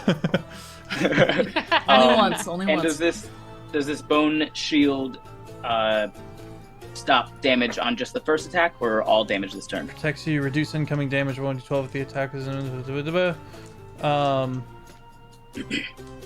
Read the description under reaction. What's the reaction description say? One reaction which you take when you are hit by an attack. So Oh. I think it's just It's just when you were hit by one attack. Yeah, because then So, the like, that bones first would one- explode. And if they were within 10 feet, there's more stuff. But in this case, I just reduced the first hit by 1d12. Okay. So that would be 10 points of force damage and 1 point of lightning damage. I rolled an 11. So blocks all damage from that first Eldritch So the Blast. first one completely gets rid of it, and I'm like, ah! And then I get hit with the second one. Yep. Aha, you And the missed. second one hits you. Ha Oversaturated bass boosted sound. Good heavens. I say. It's My 1 turn. point of force damage and 2 points of lightning damage. So Take the 3 damage. Dove murder. yeah, and I've come- Norkill is going to pop back into the woods. Doop. Right there. You were Okay, right well- there. You know the general area, but you still don't have a line of sight on him. Great time for Okay. fireball. Just, I was just gonna say, time to set burn the down the forest on forest. fire. It's artificially made overnight anyway. So that brings us to Buski. He's gonna pop out. No. Not Busky. Not the Booski. He is Buski. The great Labuski. Just the Russian Scooby Doo, just the Busky Doo. Like Scooby Stacks Wait. and Russia. Yeah. Okay. Well, you're invisible, so he can't see you. He's actually gonna throw a dagger at Shaxus. He has to make a wisdom save. Shaxus is under sanctuary, Also, and if it lasts we for a minute. if we're Oh, he's within on- a certain he's amount under of feet, Shield we of can Faith. take a reaction. Oh, no one's within 5 feet. It was Buski Shield of did that. Faith, which raises his AC by 2. No, I gave him sanctuary. Oh, you gave him Sanctuary. Okay. So, Buski needs to make a wisdom save. Yep. Ruh-roh. Dirty 20. Oh. So that's gonna pass, I guess. I guess. It was a really high roll. He's not very wise.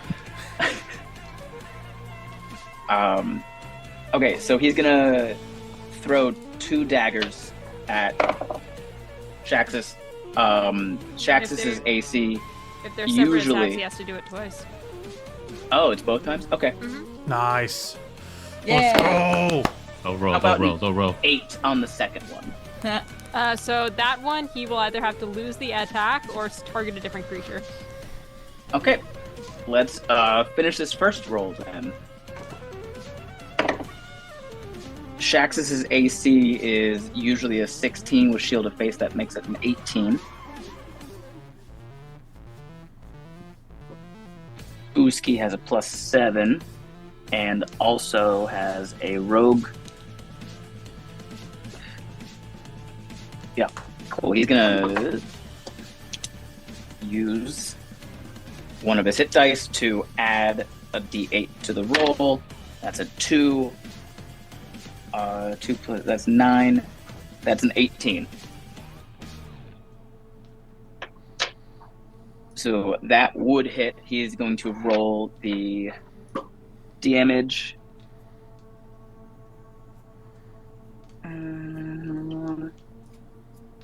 God, sanctuary is such a good first level spell. Wait, I missed. Who's he attacking? Shaxus. Shaxus. Rude. He's just throwing a dagger. I thought it was a different attack. Never You mind. take it. Okay, that is 5 points of piercing damage, I suppose, to Shaxus. However, Estel takes the 5 points of damage instead. No. Yep. Ooh.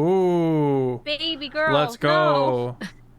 Estel feels a pure strike of heat against near her chest area, and doesn't take a knee, but is definitely really taken aback by it, and looks over to see Big Lebowski over there, and immediately gives him the middle finger.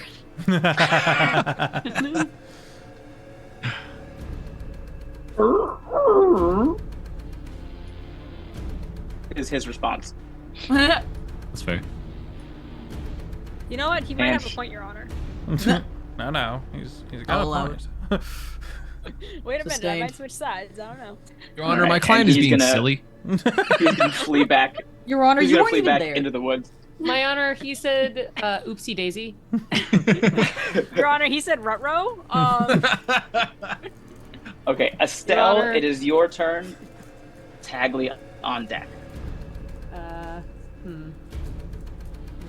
let's see here. What can I do for you? Oh, you know what? This music isn't funky enough. It's not funky enough. Yeah, we need more funk. Need more funk. I can only Increase the go freaking love 60 funk. in dash, you said? Yes, if you use your action to dash, it's 60 feet. Got it.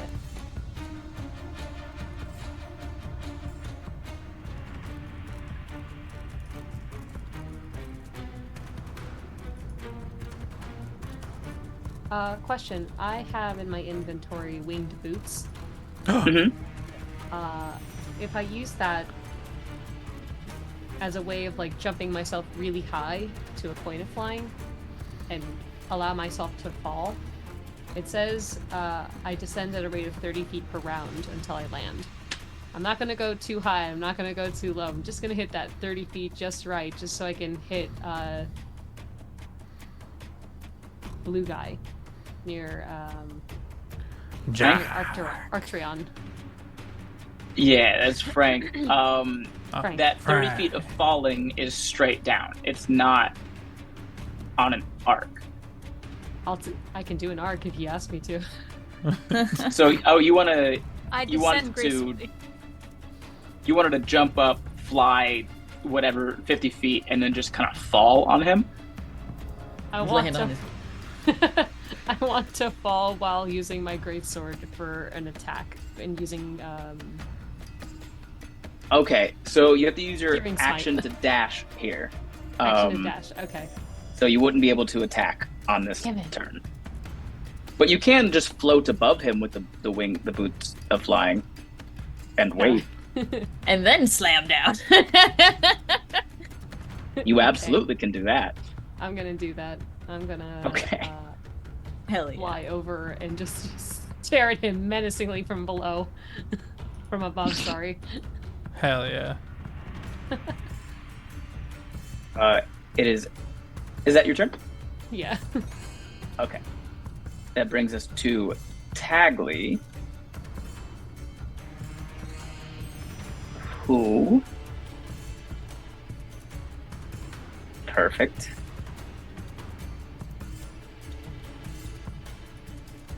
Come on, let me do the thing. Thank you.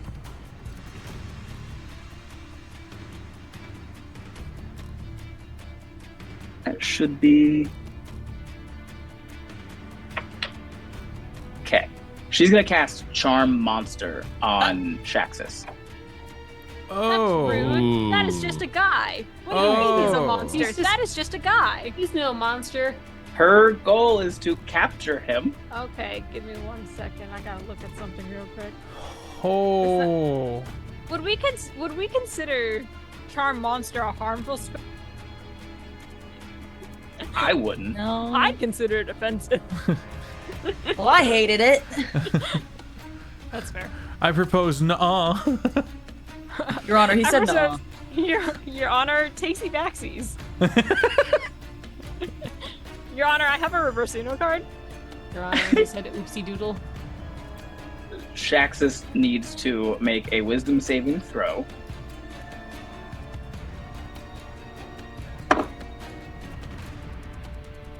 It was a 5 on the die. Oh, That's not gonna. Uh-oh. Oh, buddy, I can't save that. yet.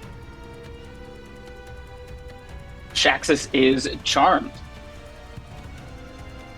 And Tagli yells out, just come over here!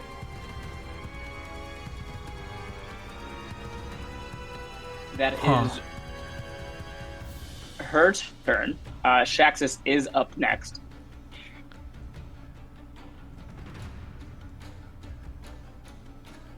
And Shaxus does have 40 feet of movement, I believe.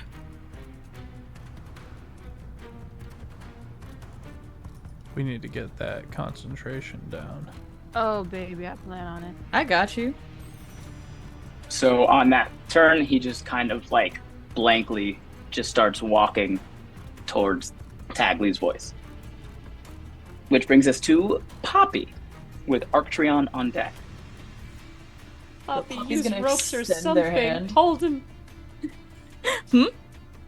Use ropes or something. Keep him down. Get him, Poppy, Don't get let him. him go Sick to the Chester Poppy's on gonna him. extend her hand. Chester's gonna like crawl all the way to the end and tilt his head. And Moonbeam is going to move onto our little pink friend over here. Nice. To Tagli. Let's Yeah. go. Just Let's go. Let's. Let's fucking go. go. Go. I guess. All right. What does Tagli need? Constitution save. That is a 15 con save. That is a 9 on her end. Good. And I will also use my Fury of the Small again to add an extra 3 damage. Rolling 4d10 right now. And these are low numbers again. 16, 17, 18, 19 damage. 19 damage. So she's going to take Emotional 19. damage. Does that drop her concentration? She has to roll for it. Okay. DC He is is 10 bloodied or now. half the amount of damage given. Yep. So DC of 10. 16 on the die. So she Fuck. maintains I concentration. tried, I'm sorry. No, it was good. It was good. She's gonna start her turn in that moonbeam too. Yeah, so she's gonna have damage there too. Also, does she change And she appearance is- at all? Just to check, it's moonbeam. Shapeshifters and illusionary Oh. magics get revealed. No, she's just an autumn Eladrin. But now I know. that is Poppy, is that your turn? Yes. Okay. Arktreon, that is your turn. Oh, buckle up. Get her. I'm Get making attacks here. I like to think So- that you're yelling, but it only becomes clear once you come out of the bubble. It's just A train wreck. You did leave range for Frank, so he is going to Oh, I forgot he was still attack up. Yeah, Oh, damn. he's gonna I attack couldn't of see his- opportunity you. Go ahead. No. Well, that's a 3 on the die, so Oh. 10 overall. Boo. You go to move, and he just and you're already Weave. gone. classic Frank. What's that? I'll show Look you over there. speed. All right. So. Yep. Go ahead and swing on Tagli. Oh my. Make her Okay. regret moving. I'm gonna do both. Just attacks. stay out of the moonbeam. Just kind of like extend your. Oh, wait a second. Charm Monster is not a concentration spell. Oh, It's Oh. Huh? It's not? surprise, shorty. Yeah. Did I do the thing? well, we gotta kill her. There's no other way. We have There must be a witch after him We now can, because we can hit Shaxus, but he's kind of got sanctuary. Go to yeah. sleep, go to sleep, go to sleep, Yeah. go to sleep, go to sleep. Doing Not good, damage to good. Shaxus is the only thing that would save him from being charmed. Or killing Tagli. Okay. Well, the first one was 27. Oh. The second one was Get 'em. 9 plus 8, 17. They both hit. Nice. So let's go. Yeah, boy. Let's do this one at a time because math brain. Valid. Yep. Same. I'm good at math, so you can just yell numbers at me and I'll get it. But He really is a human calculator. I love that for you, and I'm also so jealous. So fuck you, affectionate. So 14 for the first one. 14 damage. Oh, and 14 for the second one. Yeah. That's 28. That's good. Well, I rolled 1 for each of them. It's beautiful. You scare me. on your second swing, she like holds up her lute to stop Ah! your axe, Oh, and it man. just like breaks it in half, and then she You hear just it drops twang. down onto her knees and starts crying, and the death ward breaks, but she's just my lute. But does she drop the spell? It's not concentration, but So she still also. charmed. I mean, but now, like not because she's quote unquote dead. Okay. Okay, so Well she done! can't do anything. All right. Shaxus just walks to where she once was and stands there. I think in the test, the testers would metagame by like undoing their spells when they died. You know. Yeah. Yeah. So Shaxus walks over, and we're now just both staring down at her. She's crying with a broken lute in her hands. We're like, We'll get somebody to repair that. But good job. and I just give like an awkward head pat. Good hustle out I'm there. still in Very like full rage. Like I menacingly, got thumbs blood up as he pouring towers from over her and Jesus. pats her head. Yeah. No, I'm still I'm in my second level of rage here, so I am still cooking with rage, but I just like, and like aggressive pat. That's the turn, baby. All right, that brings us to Frank again, who is going to 5, 10, 15 run up to Shaxus here. No. And bonus action, he's going to just kind of like focus. Same thing that happened to you earlier, Arktreon, and you see Shaxus is just like kind of get a little tighter. This is a strength saving throw. Shaxus is not raging though. Still. It's still gonna be. He's got Still pretty high. a plus 11 Ooh. to Oh his my strength saving God. throws, Damn. and that's a 17 on the die. So Oh. Shaxus just kind of blankly stares at Frank. Goes, "Okay, now what?" Accurate. You just hear like and the then- panting of a Leonin behind him, like. Frank also needs to make a wisdom save. It was a hold spell, Okay, never quote mind. unquote spell. So, but he is about to swing twice, so he's gonna make a wisdom saving throw. Nah. That is a nat Just- 1 on Oh! the first Yeah. one. Lose the spell or target to someone else. Or lose the attack or target someone else. So he goes to swing, and he kind of freaks out a little bit, and just lets go of the sword, which then bloops into the river. Oh. Aw. And there was like a brief moment where he just kind of puts his hands up, and then Backs away. shrinks down. I shoot him. No. I shoot him. Say that. Oh, look, he's standing so Ele- still. Tie him up. Elis, it is your turn, Oh, God. Okay. with Adaline on deck. Okay.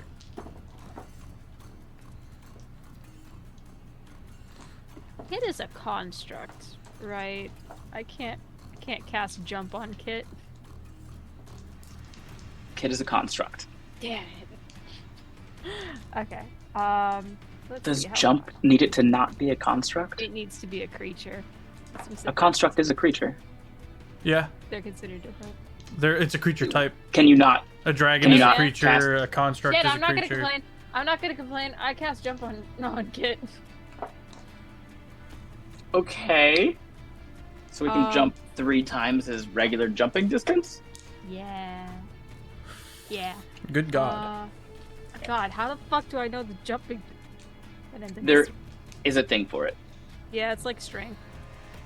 It is based on strength. I'm on it. I got it.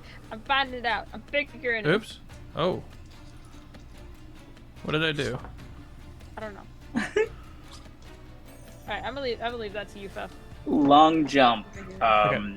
You can cover a number of feet up to your strength score if you move at least 10 feet on foot immediately before the jump. So this would be 3 times strength score is the number of feet. So 3 times 14. That would be 42 feet of Nice. jumping. Nice. Yeet.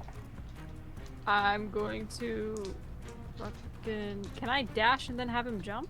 Because jump is a bonus action, isn't it? There's 2 types of jump. Yeah, there's a standing Oh. jump and then there's a long There's jump. high jump and long jump, yeah. Yeah, so a jump isn't any specific type of... It's just part of your movement. It doesn't take an action or a bonus action, so you can dash with a jump. You just have to fit it within the movement feet that you have in your turn. Cool. But for you, the jump on this one can be 3 times that regular distance. Nice. So I'm gonna have Kit jump across Okay. the river. And that should get me about here, and then drive the rest of it. I don't think I can dash this turn because I used my action to cast a spell. Correct. I'm gonna go explore these woods.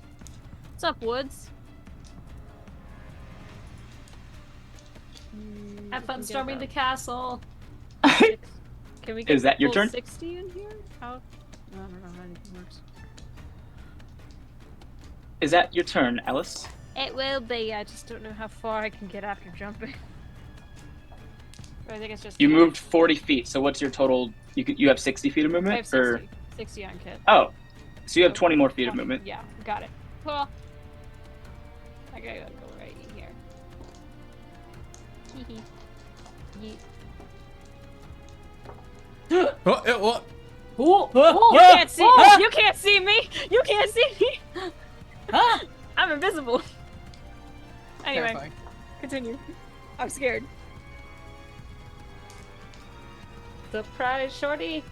Surprise, shoddy. Adaline, it is your turn. Okay, and I With still Norkill and Booski on deck. and I cannot see these people in the tree line. Correct. Go into the trees. You can have maybe Elis yell out. But I still wouldn't be able to see them.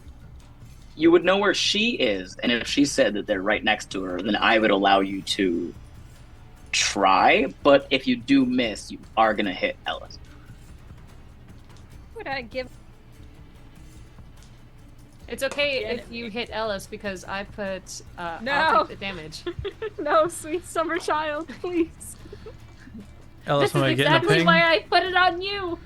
The second that you put it on Alice, you just get a bunch of like body aches, and it's like, oh, what the fuck? Oh god! I I cast knew instantly over there. turn 35. Ellis, are I you cast are you exposing your location by yelling out, or are you Cast gonna stay quiet? arthritis. She does not have a reason to, so she's going to stay quiet. Okay. I'm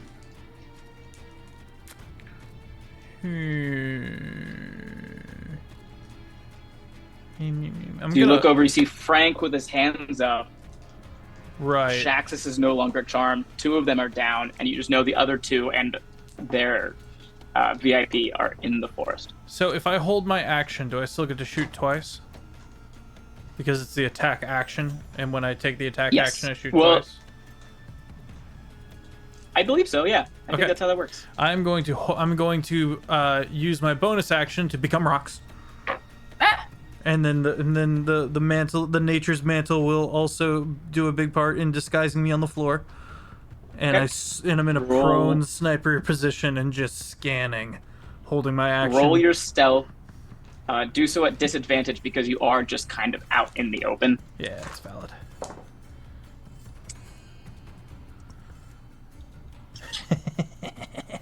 $19 and a dirty 20 for 26. Nice. That is a pile of rocks. Dash rocks. That's a nice boulder. I like that boulder. That is like a that nice boulder. Uh, It's not just a bowl. so that brings us to Norkill, who cannot see Elis, but knows knows something has popped up there. No. He also knows that Tagli and Melva are down. So Norkill is going to stop sparking, drop down on his knees, put his hands up, and go, I give up, man. I don't know. I don't want to get hurt. Can I insight check? You even hear that? Oh, that's fair. Yeah, you could hear it. Yeah, you can roll insight. Do so at disadvantage because you're not seeing them. You're just hearing them. 6. I got nothing. What?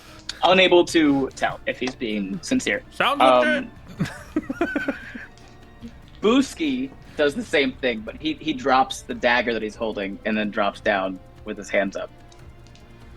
Do you want to insight that one as well? No, I'm sorry. I dropped concentration on the silence because there's no need for it. Oh, okay.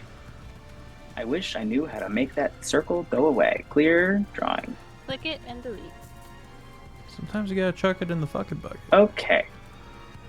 It So yeah, has been chucked in the bucket. Norkill and Booski both drop down and put their hands up, which brings us to Estel.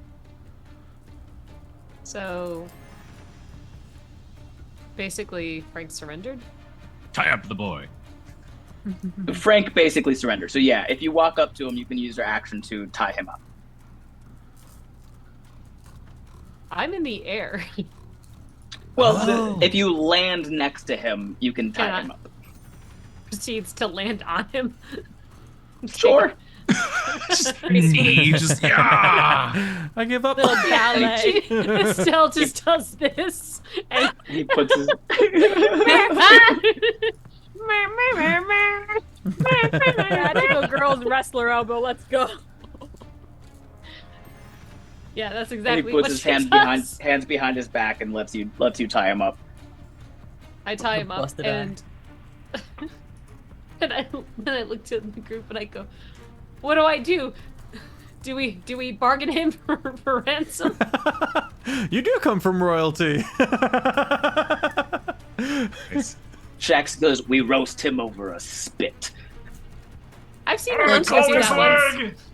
I think I saw an uncle do that once, but I think he might be I'm worth totally more money. joking. I cannot legally say that about a student. I'm not joking.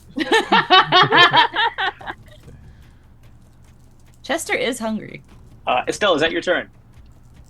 I guess so. I didn't even get to throw a punch at him, man. Damn it. I wish he didn't give up Damn. so I mean, you soon. can hit him I mean, anyway. you still Still could punch have him. punched him if you wanted to. You can But hit him I'm anyway. a paladin. I can't just hit someone willy-nilly. That angers the big guy upstairs, That's whatever fair. they are. Practically a cop. Joe hasn't That's raised you fair. right No. then. Hold on. Paladins get their power from their oath that they keep to themselves, Cleric not is- because they serve a god. Clerics Okay. get their power from a god. That's right. That's As right. long I as forget you about follow your own oath, then you get your power. that. What That's fair. oath did I end up So you taking? can actually just hit him if you want. Break your oath. Do it. It's a little line Your over oath your is shoulder. the No, bit? oath of self-sacrifice.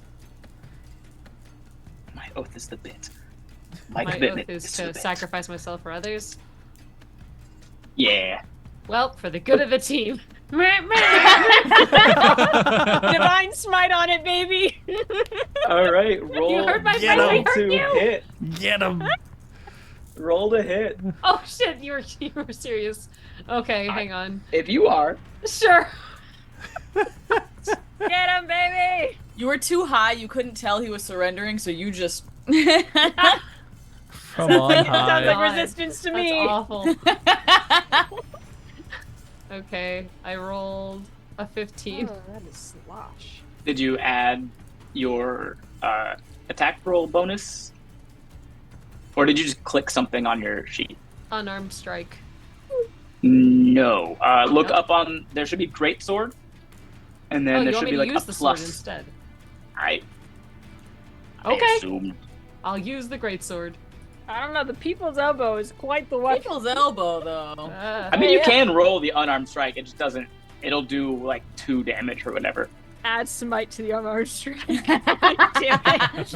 Smite this elbow. I'm going to use smite, but with the greatsword. Let's fucking go. Let's go. Jesus. Okay, roll to hit. This is so good. Hang From on. the top rope, let's go. Hang From on I have high, to see like how a proper paladin. Like, thanks. I hate it. Searing Smite, right? Was that the one technically I'm casting? Oh no, Divine Smite. Never mind. Divine Smite's not on there, I don't think. I think it's just one of those. It's not like one that you click. You just use a spell slot. Divine Smite is a special. Starting at second level, when you hit a creature with a melee weapon attack, you can expend one spell slot to deal radiant damage to the target. In addition to the weapon's damage, the extra damage is 2d8 for a first level spell slot, plus 1d8 for each level higher than first, to a maximum of 5d8. I understood none of that. You Okay, pick so whatever level spell roll- you want. Roll to hit with your greatsword. Okay, So you have a +6 with that. that's 24 and then plus 6. Is that No, that would be the 24 would have already included the 6, but that still hits. okay? So that's All right. good. So you can roll your damage, which is the 2d6 plus 3. Mm-hmm. And that would be 12. Okay, and you can also expend either you have a first level or you have second level spell slots. So if you expend a first level, you get to add 2d8, and if you expend a second level, you get to add 3d8. How much damage you want to put on this boy? All of it. All of it. All of it. Right. Go big or go home. Go big. Okay, so what was the 2d6 plus 3 was what you said, 12? Mm-hmm. Okay, now add 3d8. What if he dies? If he dies, he dies. What happened to him? You will You die in the lose. game, you Guard. die in real life. That would be 13. Ooh. 13, so 25 points of damage. Oh. Beautiful. Good night, sweet prince. Good night. Does You he have a die? second attack. Ah! Oh, my actually, God. Because Put him in of the ground. the kin punishment channel divinity that you have, you took 5 damage on behalf of somebody else. So that 5 damage also goes into the hit that you just Nice. laid on That's top of so him. cool. 30 damage. 30. Okay, 30. Nice. Y'all are killing it.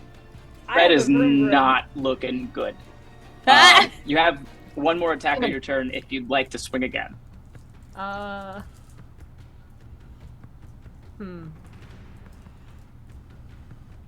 This time I'm gonna go for the unarmed strike so I don't actually kill him. Well, you can do what's called pull your punch, so you can just leave him with 1 hit point. Okay. No matter, as long as you're using a melee attack, you can do that. Oh, okay, then I'll do the greatsword one more time then. Swing away, roll the hit. 13. 13 does not hit. That's okay. I can live with that. Just scare him a little bit. Okay. Swing it right over his head. So, from my perspective, Estel is floating in the air and she just can't really seem to hear what's going on. So she just simply drops. She just lets the boots just not work anymore. She falls like a torpedo at him and does like a flip strike before slamming the fucking sword right on top. I can This is see what the we'll do. anime. You're gonna take 3d6 fall damage, but I'm also gonna add that onto the attack roll as well. Okay. Beautiful. 4, 6, that's 11. So you're gonna take 11 points of damage from the fall, Worth it. and Fred is gonna die. I now have Fred 52 is health out of 68. So yeah, Uh, I just flip a few times in the air, screaming bloody murder, and just slam him down with the sword. It's almost like a crater force. Oh my god. Beautiful. Right, just- Beautiful. Just face plants, and you guys watch the death ward break on him.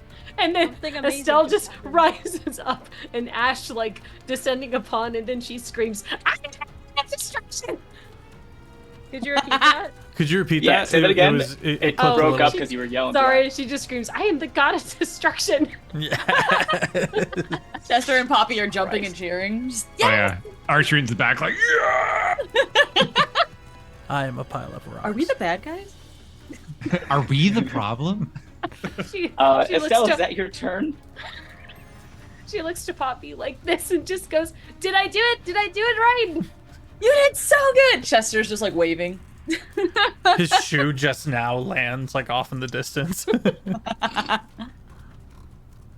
Estelle, Okay, is that your yes. turn? That is my turn. Okay. Poppy, it is your turn. Everyone is down, and the other two in the woods are surrendering. All right. So for my movement, I saw people go this way. I will use my horse 60 feet to go right Okay. to the tree line.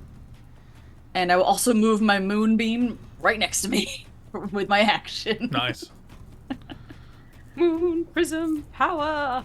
So I just see Poppy running as a centaur with a moonbeam just trailing behind. Estelle just Carving like a light in the ground. Just Estelle just like looks like Orbital this and goes, strike. "It looks so romantic if it weren't so destructive." That is my movement and action. Unicorns are a lot different than they said they were. It's a little different than I thought it would be. Okay, Arktreon.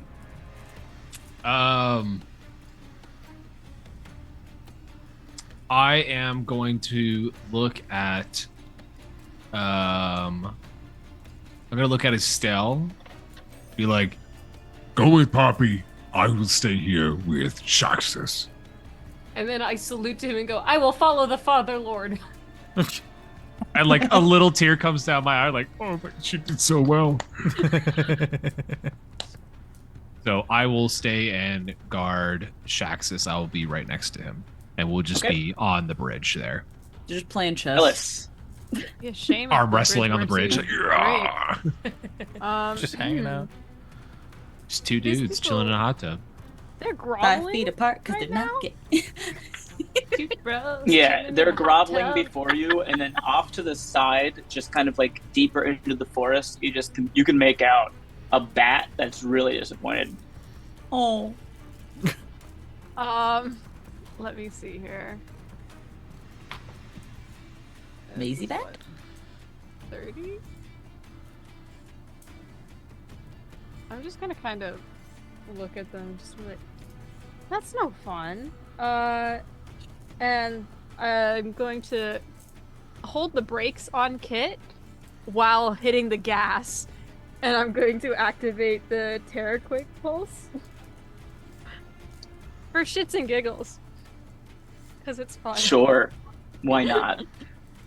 This is gonna hurt. What does the Terraquake Pulse do? Sure. So it has 6 charges. As an action while operating Kit, I can expend 1 charge to pulse vibrational waves into the ground for a minute.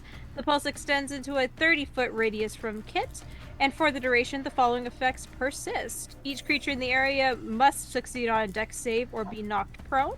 Shit. Smaller creatures have disadvantage on the Shit. saving throw. Sorry, Poppy. I didn't know you were there.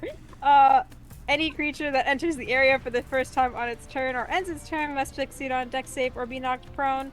And the area is rough terrain. Just knock them on their ass because it's fun.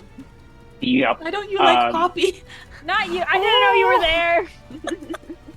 So There's ominous horse noises Booski- behind me. Booski makes his save. He is a rogue. Norkill fails to save, so he has been knocked prone, as if he wasn't already on his knees anyway. Yeah.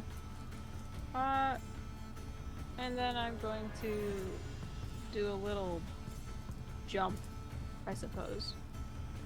Actually, can I leave Kit there to just keep doing that? It's for a minute. Yeah, you can dismount.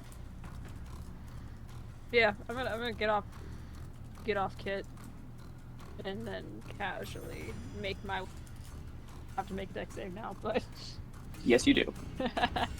it'd just be so funny. I'm here for the lulz. I think I'm okay. That's a 21. Yeah, that saves. Yeah. And you're just gonna walk over to Maisie. Yeah, I'll walk over to Bat. And just I did not pass the save. Oh no. You fall on your butt. No. Does that mean the concentration is broken for Moonbeam? No, you just fall prone. Just, ah, shit! Goblin Ball. down. You just see like Oh. a flying ball. Just walk Ellis, over once and you go, once you get over to Maisie, she just kind of like looks at the other two lying face down on the ground and just goes, "I'm calling it," and then pulls out a whistle and then blows into the whistle. So she puts on earmuffs and then blows into a whistle. Yeah.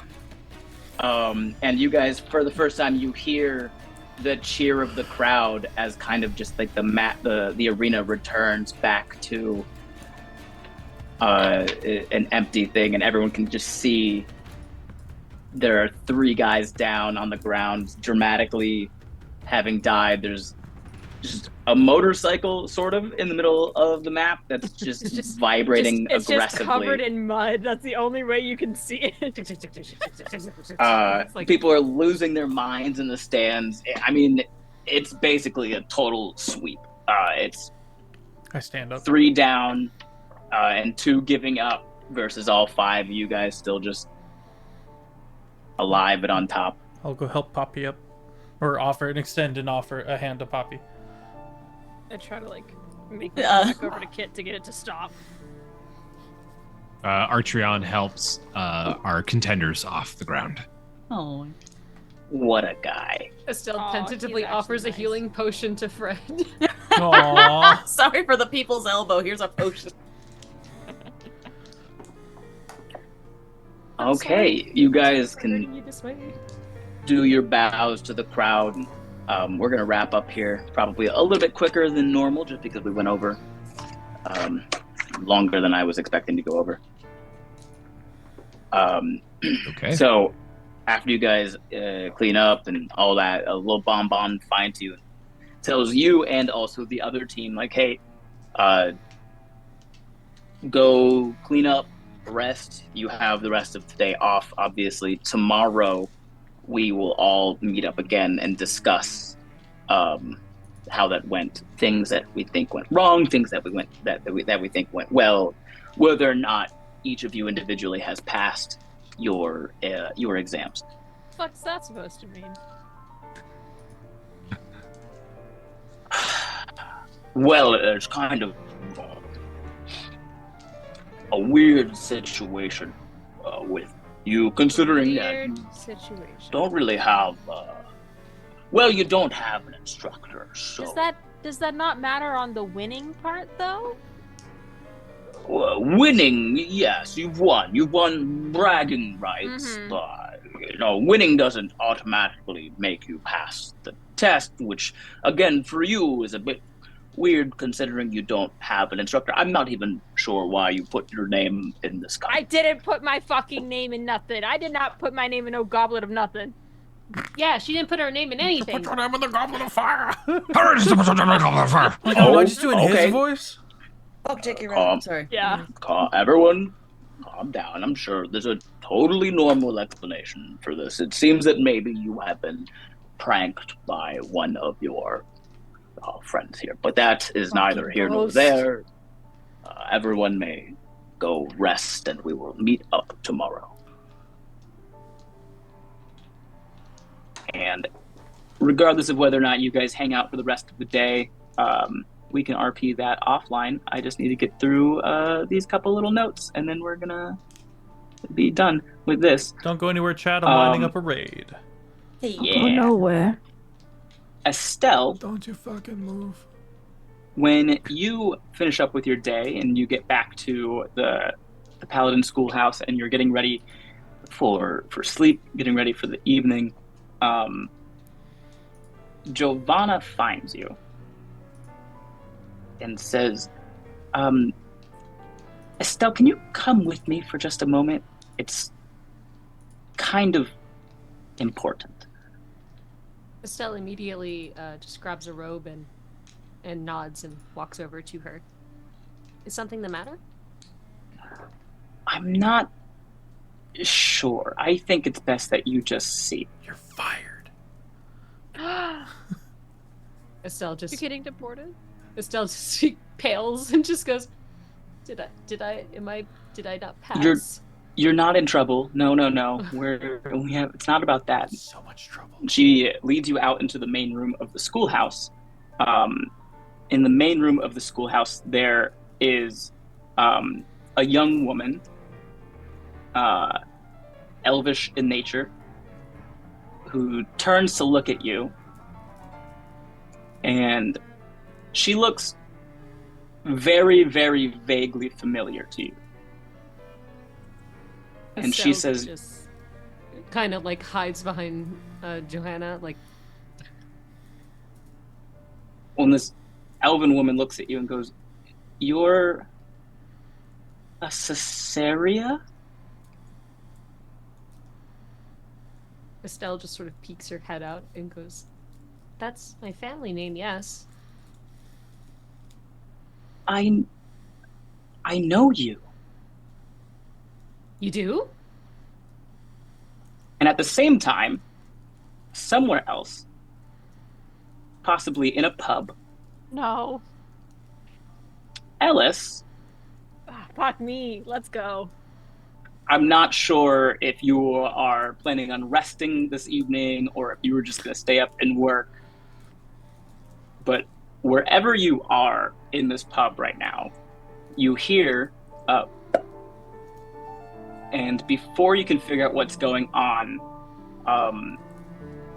a planar rift opens up and a hand comes through and grabs you and yanks you back into it. Ooh. And that is where we're going to end. What? Hey, yo! Excuse me. Whoa. Chat, thanks so much for being here. I hope you tune in on Thursday as well, same time. We've got another summer series going on, run by the Offbeat Outlaw, level 20, the dubious college of morally dubious ethics. I don't remember. It's all sorts of nonsense. Tune in then. 8 p.m. sounds cute. Is he single? I No, did he's not dating hear a that coming lizard. From Lexi for a second. Yeah, I'm to kick it off, I'm Sir Feffers. Adaline got to do his fun shooty bits and got to dip into the hit die classes. It was super fun. I'm very excited. He only had 3 hit die left in the pocket, so he was getting a little close to actually taking some damage from that. But I'm Sir Feffers, the primary dungeon master at the long shot table, and that's it for me. Usually when we're on season, when it's not the summer, I'm DMing 3 weekly campaigns here on the channel. That's it for me. Let me throw it over to Chezaidan. I'm Chezaidan. You can find me on everything as Chezaidan. You can also find me at the Oregon Ren Fair this weekend, particularly this Saturday. So look for a devilishly handsome, all dressed in black pirate. It's moi. And yeah, don't be afraid to say hello. I will pass it on to SmolBirdLex. Hello, I'm SmolBirdLex. You can find me at SmolBirdLex. I do TTRPG, streaming, and VTubing. Go check that out. All this art that you see around, I drew that. Hire me. Give me money. Do it. Do it. Hire her. She's so good. She's amazing. Look at it. Also, Look at it. don't forget to talk about how your characters are feeling. Yeah. Ooh. Feff, do you want to go to her first? Adeline's feeling good. I did. Yeah. Aiden? Arktreon is in the cafeteria from a shot of him sitting at the table from the back. All you see is bones, fruit, various ligaments just flying out from the table. Arktreon is very hungry. He's chowing down with Shax, and he's healing up, gonna have a long rest. Bet. Poppy is definitely really happy, very proud of Chester for everything that he definitely did. Chester did so good. If you could get a grade, you'd get an A. And I will pass it to Kiki. Hello, I'm Kiki. I do stuff. You can find me at KikiDoes. Oh, Kiki no. does what? The suspense is killing me. Kiki Oh, there you are. You're back. Oh, no. Oh, there we go. You're back. You're back. You're back. You're back. You're back. When did I You cut off leave? at. You Kiki can find me do. at Kiki Does You can find me at KikiDoesStuff all over the internet, or KikiDoesStuff here on Twitch, where we're having our first charity stream out of a series of charity streams this Friday. Be sure to tune in. It's a sci-fi space adventure.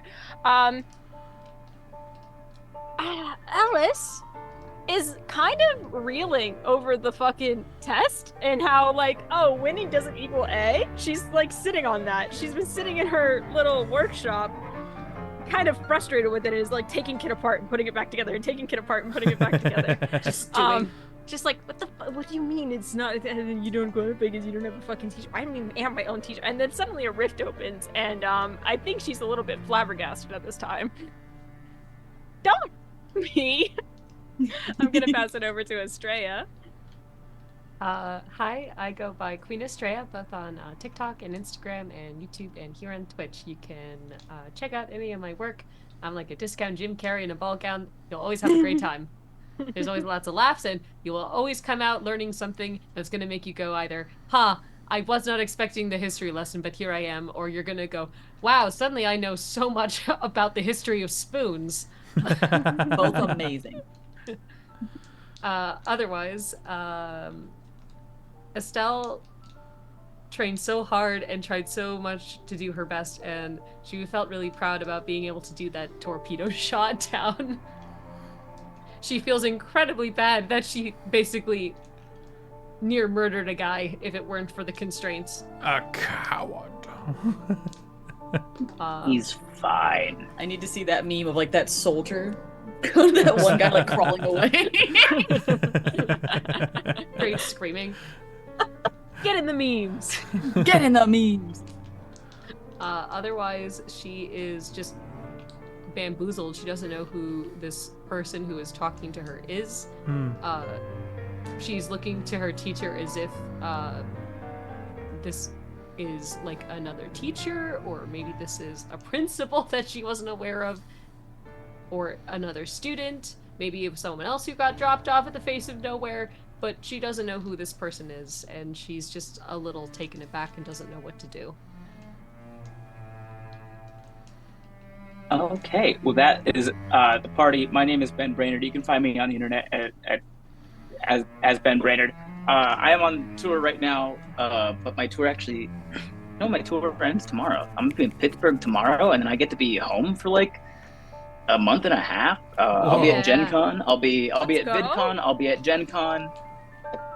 I'll be at Ralph's, a grocery store in Southern California. Find him on the corner of Happy and Healthy. Find him at any Ralph's. Yeah. For just $5.99 a month, you too can get your local Ben. We got through a lot of stuff today.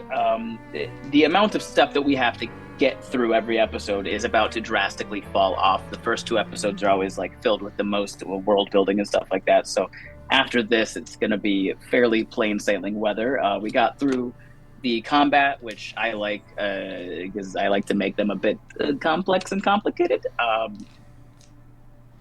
Otherwise, got to drop a couple cliffhangers. Got to see a couple of very fun reactions. I'm excited for next week, so you guys can maybe start to try to figure some stuff out. Until then, thanks, guys. When I get you, Ricky. Everyone pile into this raid. We're going to kick it with Shane, Wally. Brainard. Have a phenomenal rest of your evening. Everybody say goodbye in an obnoxious way. Goodbye. Bye.